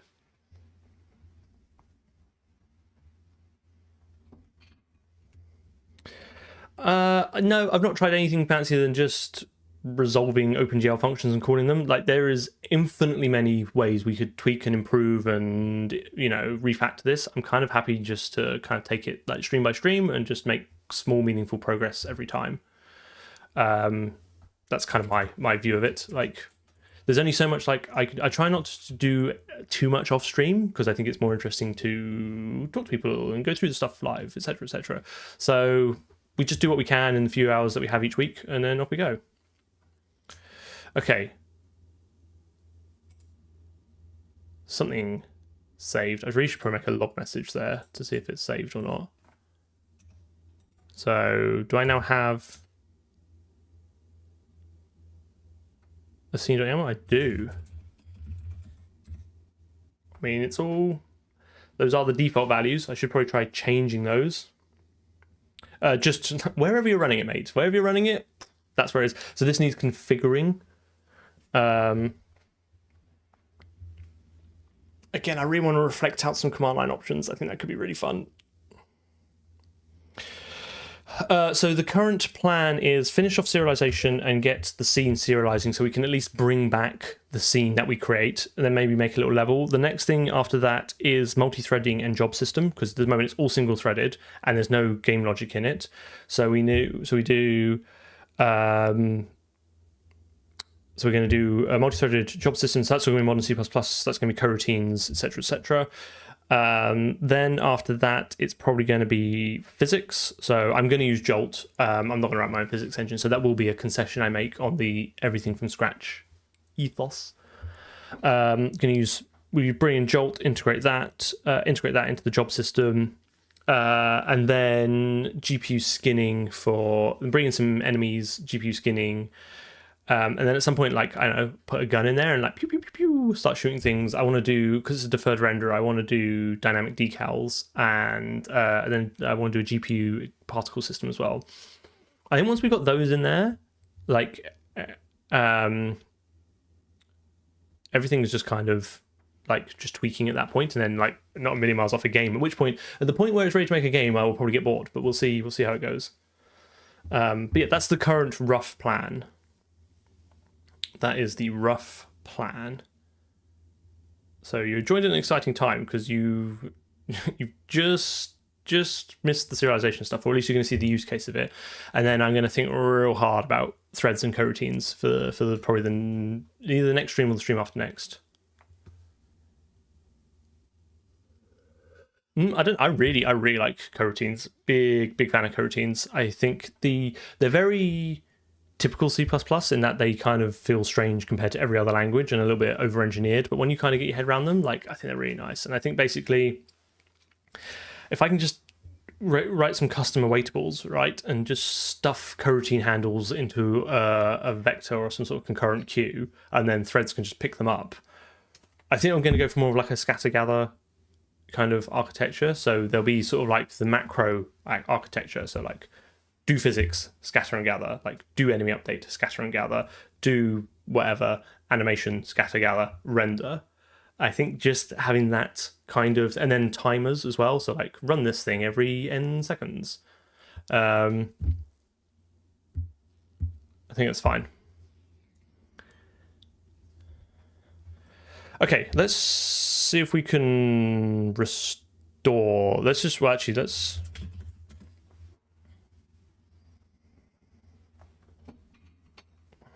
Your window's gone to the background again. If you think this is slow loading time, by the way, I have massively improved the loading time over the last few weeks. It's a symptom of my interesting build system. Okay, let's change, I don't know, something. Maximum brightness, contrast, some sort of linearness. Fudge these a little bit. Ooh, no, not that one. Ooh, steady. Maybe drop the gamma a little bit.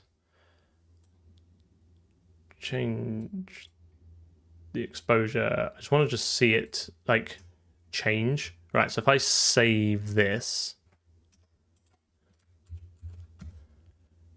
those look like they have changed. I was a fool and didn't check any of the values before. Yeah, that gamma's changed.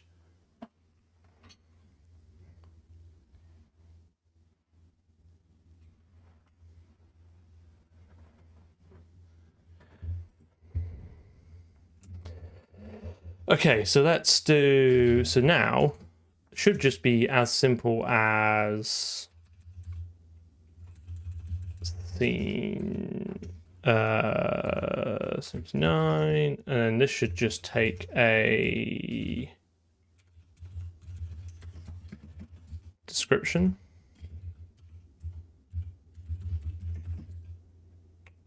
I suppose it could be quite heavy, so we'll take that by const ref. Ooh.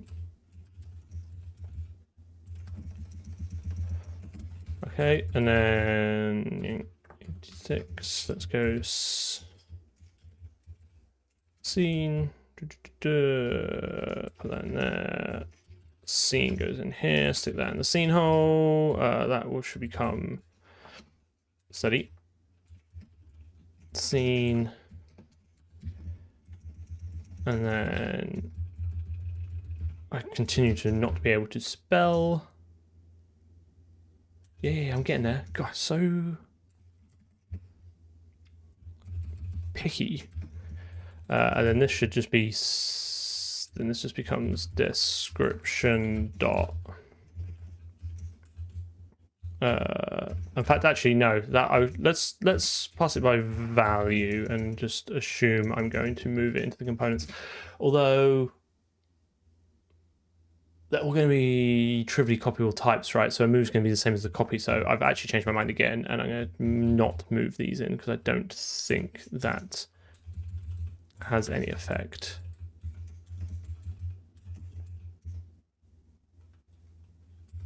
Sorry, you just got an insight into my sort of mental process then.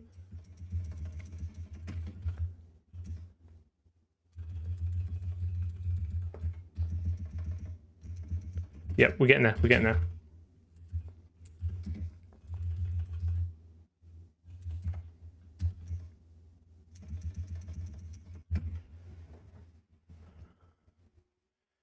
Yes, DRM GUI for the UI. Okay, so now let's go to main, and then do hash include serialization YAML.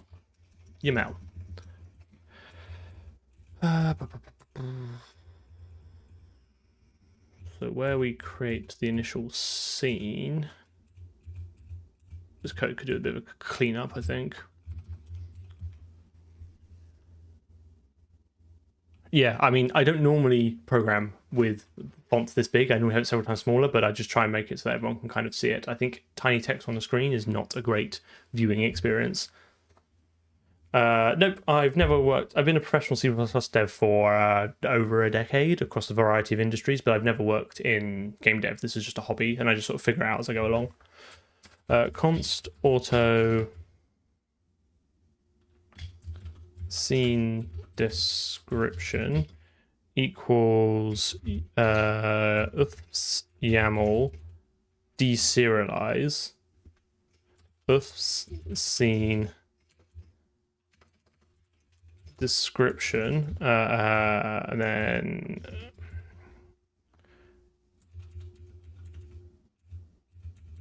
how do I read? Oh, I can't use the resource loader because it's not going to be pointed at the root. I'm just going to have to manually read the file, which is a bit lame. We'll fix that later. File that one under tech debt. I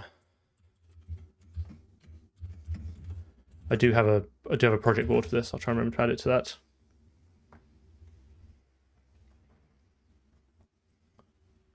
Any reason to not use curly braces in it instead of that? Ooh, where are you talking about? Because I kind of use both, right? But then I like having the syntax of auto something equals something, and then that's kind of my preference. Okay, so let's just come out a second. So const, or nope. Let's do auto scene description YAML equals stud if stream. This will break the release build because the release build at the moment won't have this packaged into it. Oh, I don't know what happens if you do it on the first run.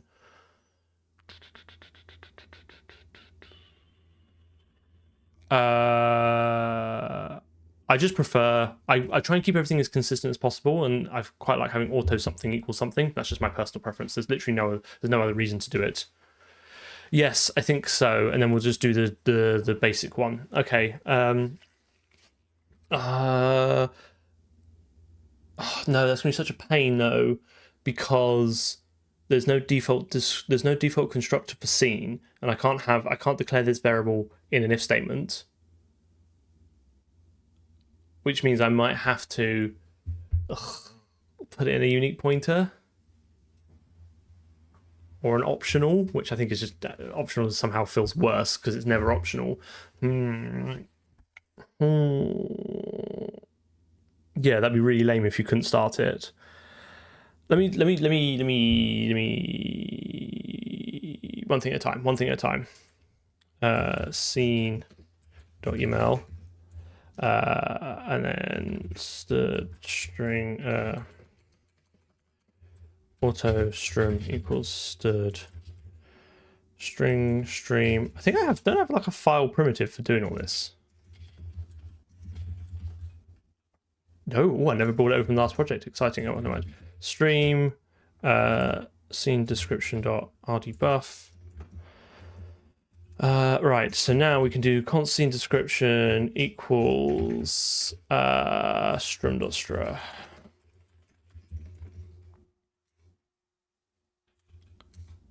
And then this just becomes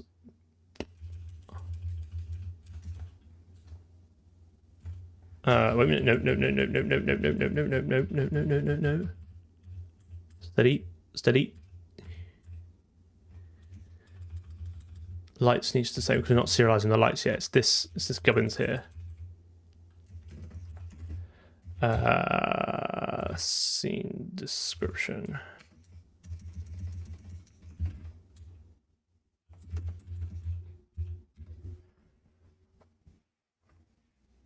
I can't remember what resource loader uses under the hood. It might just use, yeah, or is it just, I think we have file, but I think it might be an internal, I think it might be an anonymous namespace. I don't think I pulled it out as a separate abstraction.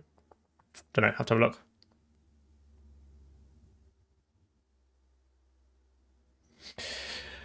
I mean, everyone has different preferences on what they find readable, right? And through their own experiences, like I find this readable because this is the style that I like and I'm working on it. So, you know, and I'm happy to stop and answer questions and stuff. Okay, that looks good. That looks like it brought all those files back. Okay, so I think we are... Excuse me. It turns out I don't know how to use a mouse. I think we're kind of reflecting, right?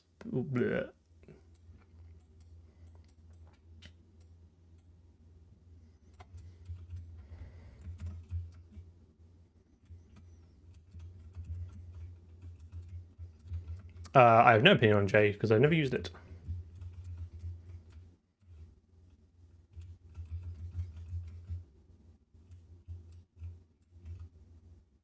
There is an ambient light. It's this chap here.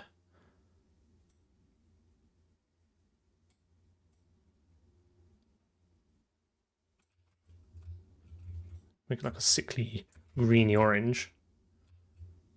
That's cool. That's cool.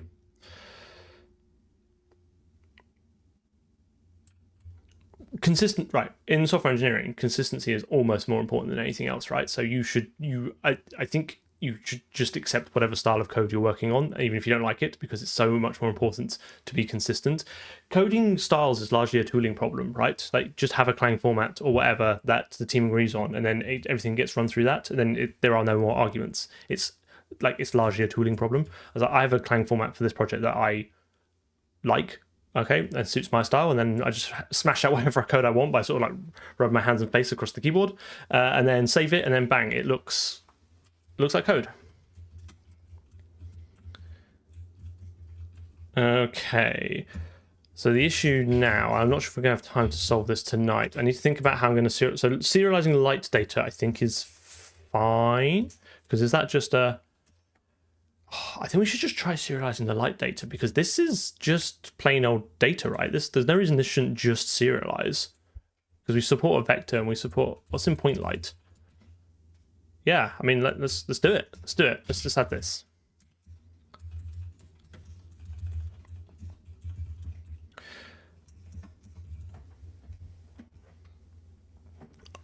So this is like the 25th, 26th stream. So I think we've been going... When did we start? Just before Christmas? So it's a couple of months worth of effort.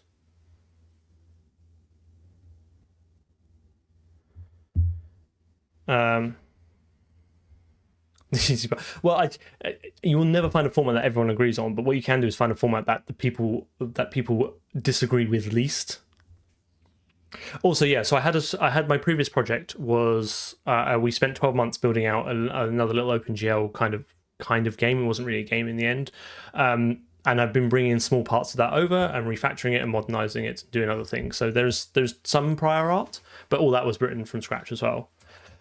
So the nice thing, right? The nice thing about the serialization is because it's all done with reflection, I should just be able to add light data lights to this, right?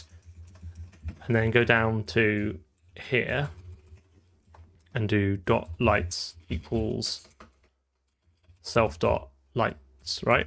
That is all that should be required. Just adding 2 lines should serialize all of our lights data. All the streams are available. I think I have them set to go on Twitch, but they definitely will go up on... No. No. What is this?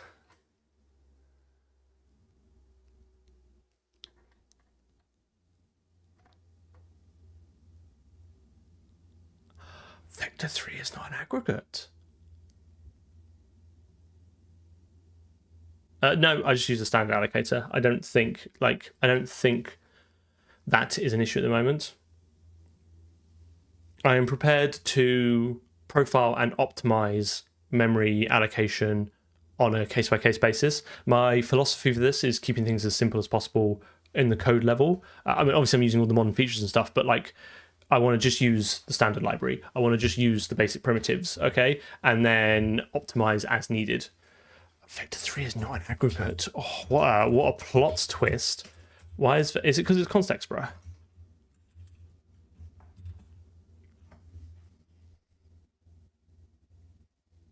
Yeah, I will hook malloc or write to custom new or something when the time comes to see where all the memory's been allocated.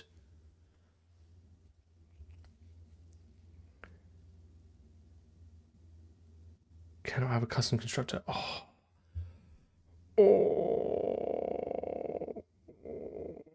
No.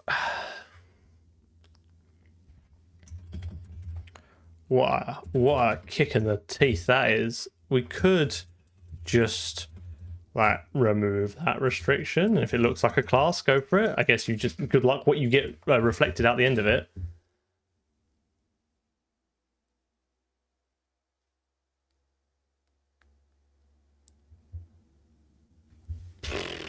Lame. Okay.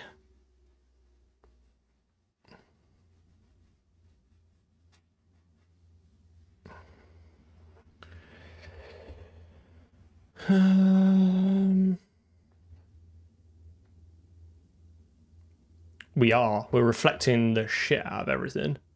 Well, I'm not at the moment. Why is it? Why? Right. Okay, fine. Let's.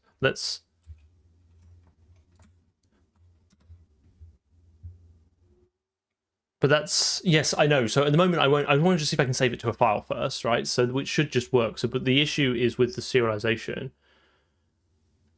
And why have I got an ambiguity? What is ambiguous? Vector of point lights. Okay. Do serialize.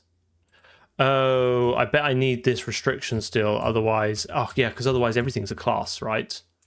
That is an ambiguity. Ooh, tricksy.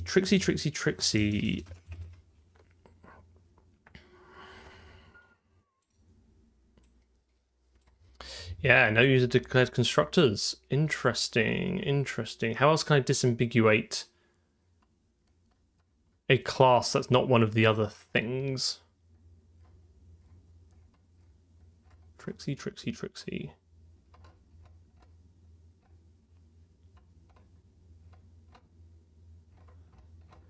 Yeah, but I want the reflection to just work. Trunk GCC. So I'm using that's what I'm using at the moment. So there could very well be bugs in it, but I'm so irked. So irked. All right, let's.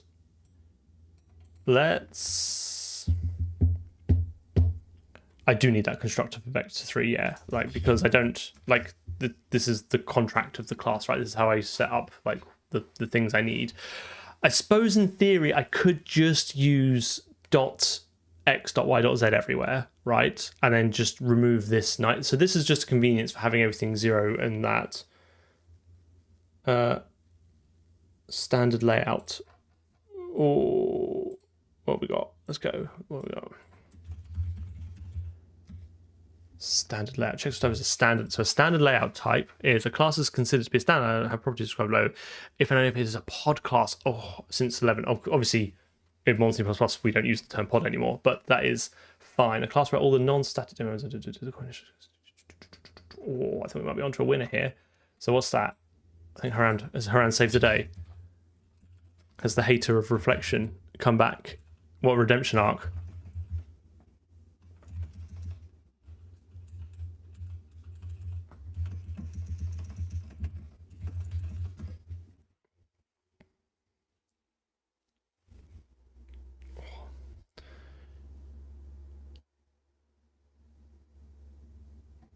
I'm worried that this creates an ambiguity. I think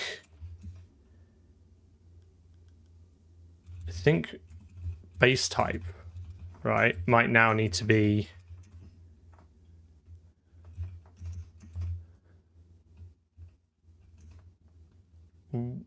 all. Sorry, not base type. I think class type might need to be and not map t and not array t, because otherwise I think with the standard layout I think that becomes ambiguous.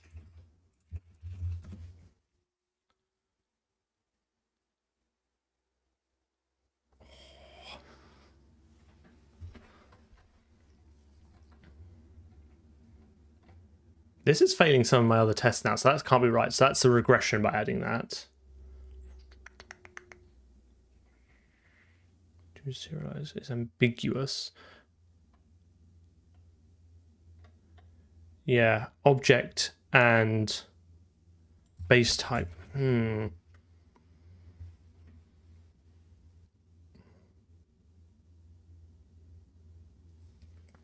To be honest, actually, the reflection's not been that hard. It's just been it's been the concept like type overloading. Anything useful in here? So we've got trivial copyable standard layout. There is pod, but that's been deprecated. There's literal type, but that's been removed. Has unique object representation. Do is abstract is fine or is accurate. Is implicit lifetime is signed. Binary is unbinary scope denum.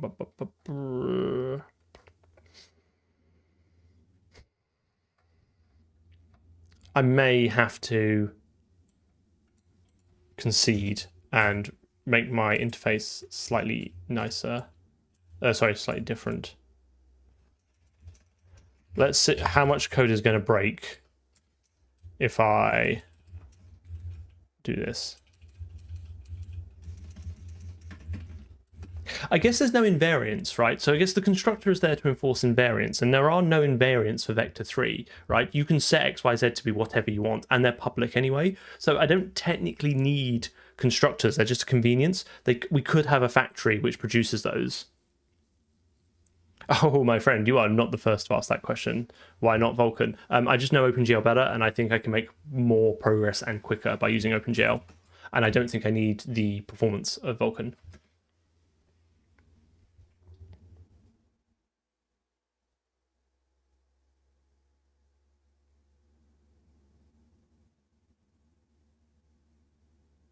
I am a CTOR enjoyer, but I think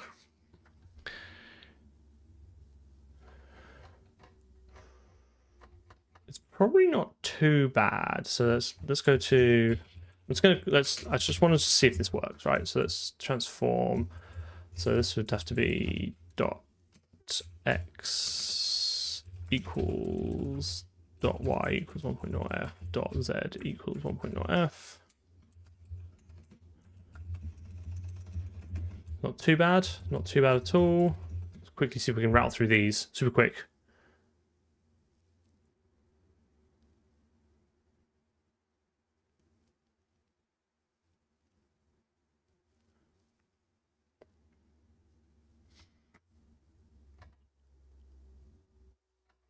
I'm worried this is going to cause an absolute mess.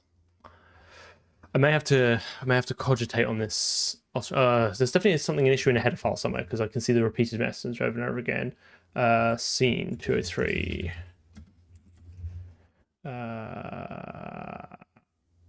It is kind of nice being able to construct that as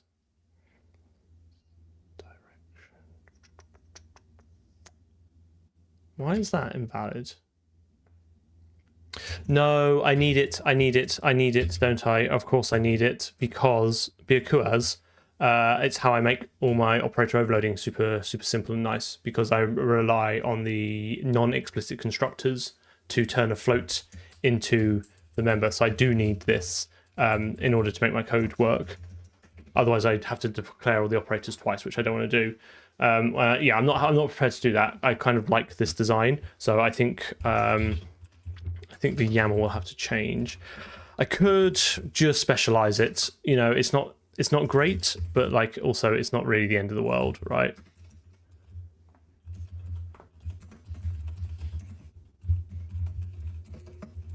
Like for this, it's really not going to be that bad, right?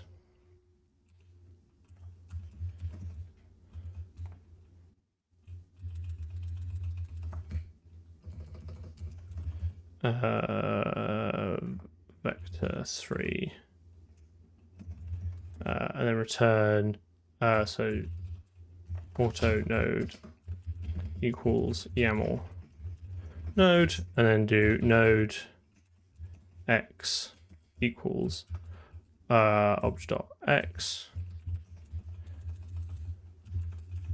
I guess nothing is perfect in life. I could do the reflection at this point, but the chances of me adding a new component to vector 3 seems slim.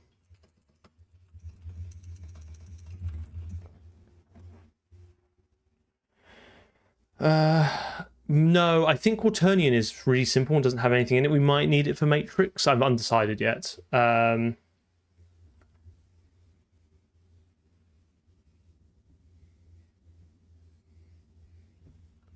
Again, we'll profile and optimize later if we need to. I don't want to make the code harder to read and work with until I absolutely have to. So I'm more keen to just write like simpler, well, as simple as possible code, and then profile and optimize later.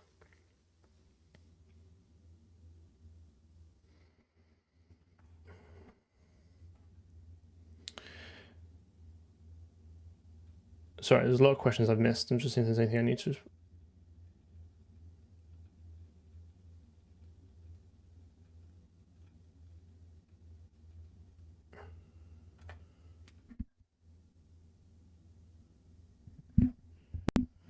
Maybe, I don't know.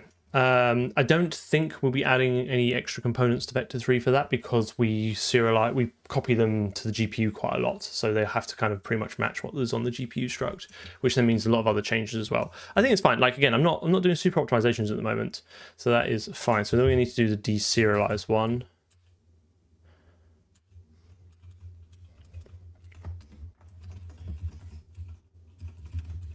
Probably const vector 3 obj. Nope, not at all. Not even that. Not even close.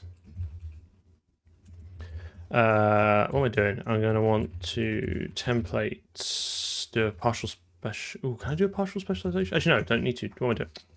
Sorry, been a long day.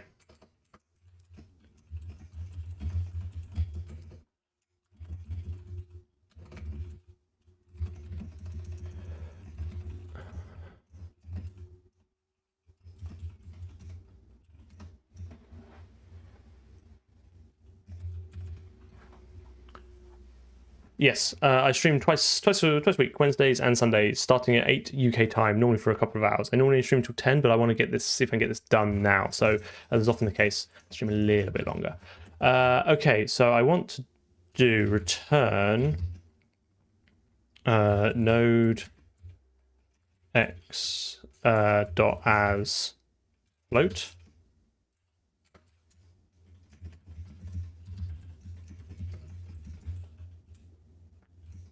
Reference to non-static.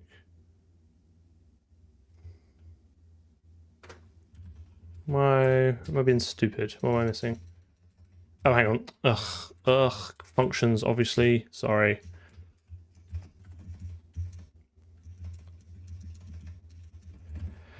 Okay, let's see if this blends. I've got that change in that file. I need to revert, right? Yeah, in... Oh, it's in a header file. Oh, it's everywhere.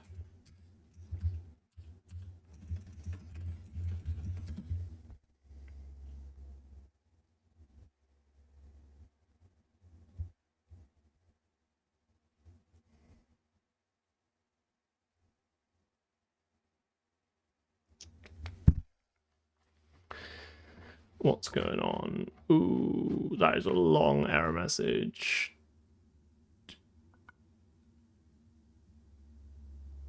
Oh, it does need to be templated, doesn't it? Ooh.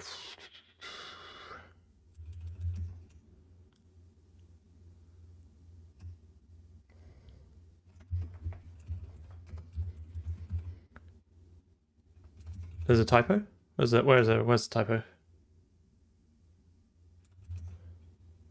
I think the issue here is that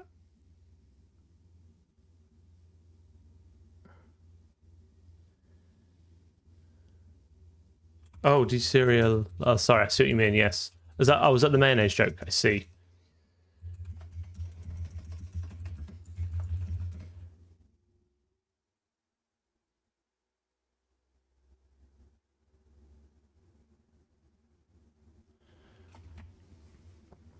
I suspect the issue is that this is trying to invoke it as a template. Yeah, if we look here, it's going to try and do element type, which is not a template. But you can't partially specialize a function, right? Like, this isn't going to work.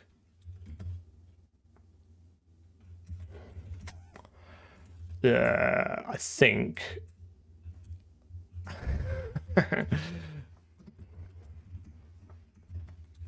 Gross, right? I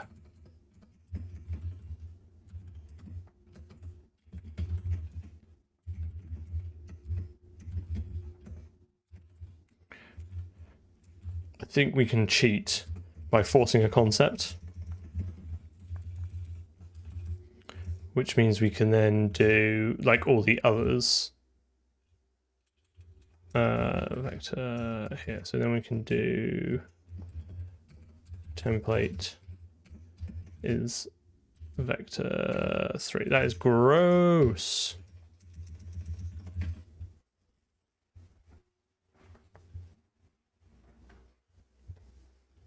I expect the minimum really for most companies should be 17 now, which I think is being quite generous. 20 is such a massive change to the language. Like people really should be using 20 because you really want ranges and like I'm using here concepts. But again, part of these streams is just to show people what you can do with modern C++. I wouldn't say I'm definitely not an expert in it, but like I do like to show people what's kind of possible. That should match because I don't think you ever invoke this via the template. I think it always uses deduction. So I think that should be fine. Indeed.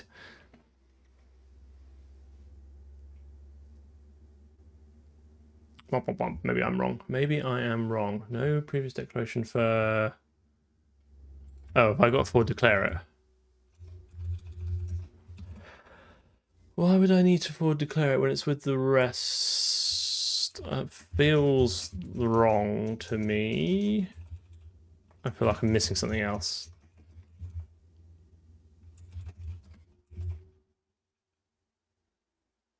I might have to make it a template.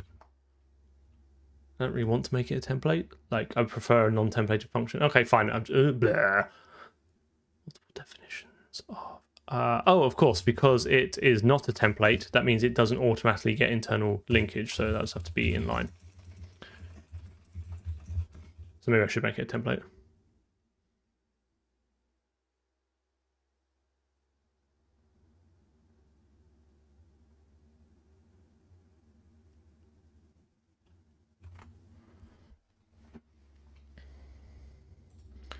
Okay, let's try setting some bang. First invalid key light.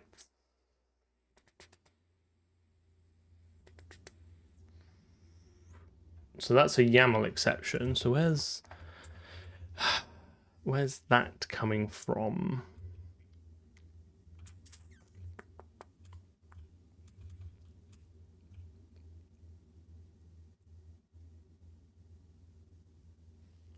Why would... Oh, I know why. Because it doesn't...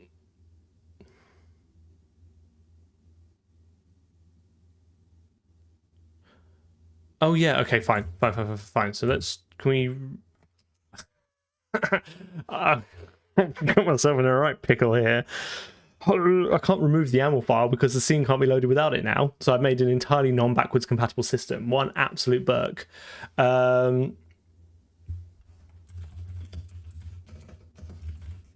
This needs fixing because this we can't go on like this.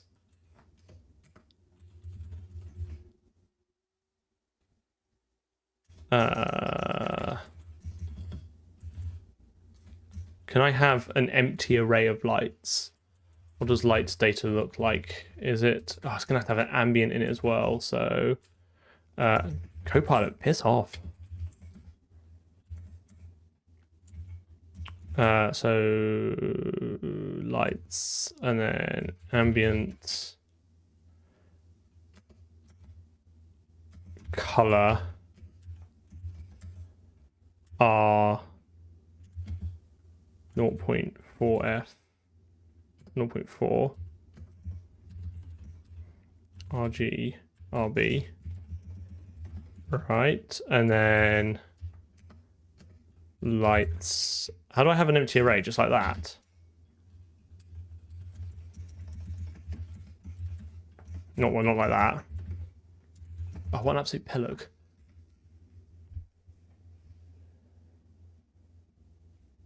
Things get deprecated in C++ all the time. It just takes 6 years. You deprecate it for the next version, then you remove it in the next. So you've got a 6-year cycle to remove anything. That's why C++ no longer has the ill-fated garbage collector interface. Auto pointer's been deprecated. It's not in the language anymore. It's like it's been removed. They do remove things. It just takes a while. Invalid node. First invalid key. What am I missing?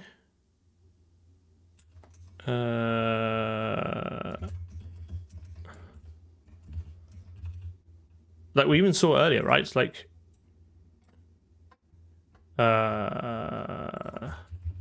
is pod deprecated, right? Is literal type removed? Stuff does get removed. It's just the cost of undoing in the standard is prohibitively high, so they try not to do it too often. And like I said, you normally deprecate it in one version, then remove it in the next. It takes about 6 years to remove anything, roughly. Sorry, Queco, what am I missing? Got lights. Well, have I called it something else? No, I got lights. Yeah, lights. In the YAML, the struct is light data.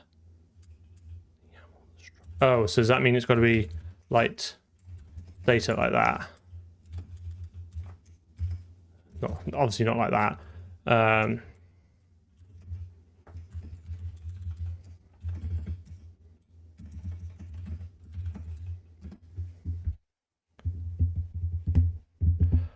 gonna have to call this soon because I do have to go get some sleep and get up for work. Okay, so we should have got this light here, I guess. Fine. So let's change this to like a nice red color. let's add another light over here and make this a nice green color. And then let's set the ambient to some sort of like blue. Or maybe like a yellow. No, let's make a blue. And let's make this a little bit brighter. Make this a little bit brighter. There you go, nice. No, this is all generated SAO. I think the models I bought have an SAO texture, but I've just not used them. I'm just doing it all real time. No, this is all OpenGL, ImGUI and ImGUIsmo. Right, save, exit, batcats scene has lights. Don't know why that Y is syntax highlighted differently, but we can worry about that later. So super quick in and out. Scene should now be able to not take the lights here, and lights becomes from. So I want to. Now I actually want to move it, so I was wrong. But what are you gonna do? Dot lights. Scene then becomes remove the light data, and then main becomes remove all this gubbins.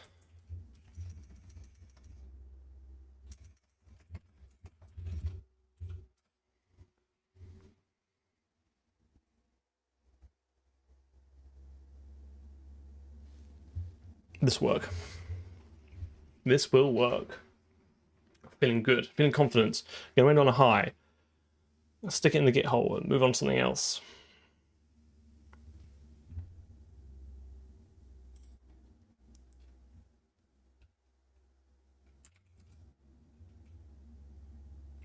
Where am I?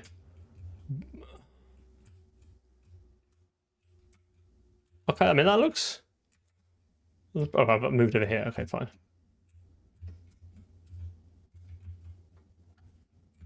That's pretty good. I like these colors actually. I'm going to leave these. Okay, we can now serialize parts of the scene. So the next thing to do is just serialize all the models, serialize all the meshes, serialize all the materials. Bish bash bosh, job done. One more stream, knock it out, and then we can do something fun. Although I think this was fun. Right. Git time. Let's see what we got.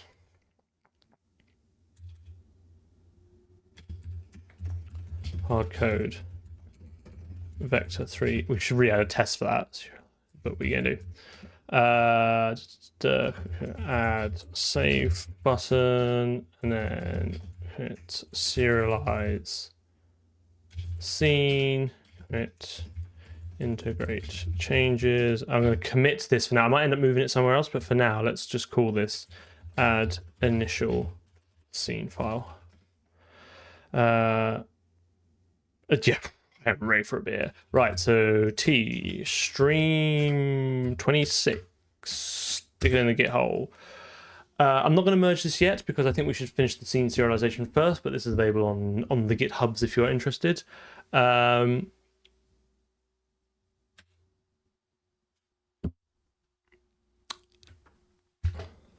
Here I am in 1080p.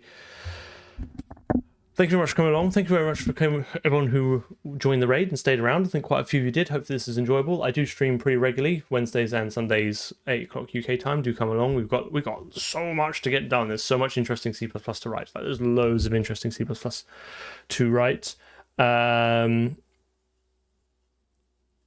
a few C++ streams if I want to raid. Let's have a quick look. Let's share the love. Let's see who is C++ing. Same category. Building the Jank programming language. Hey, should we do some lang dev? That's something Haran's into. 14 people watching this guy build his own language. Let's start that. That could be interesting.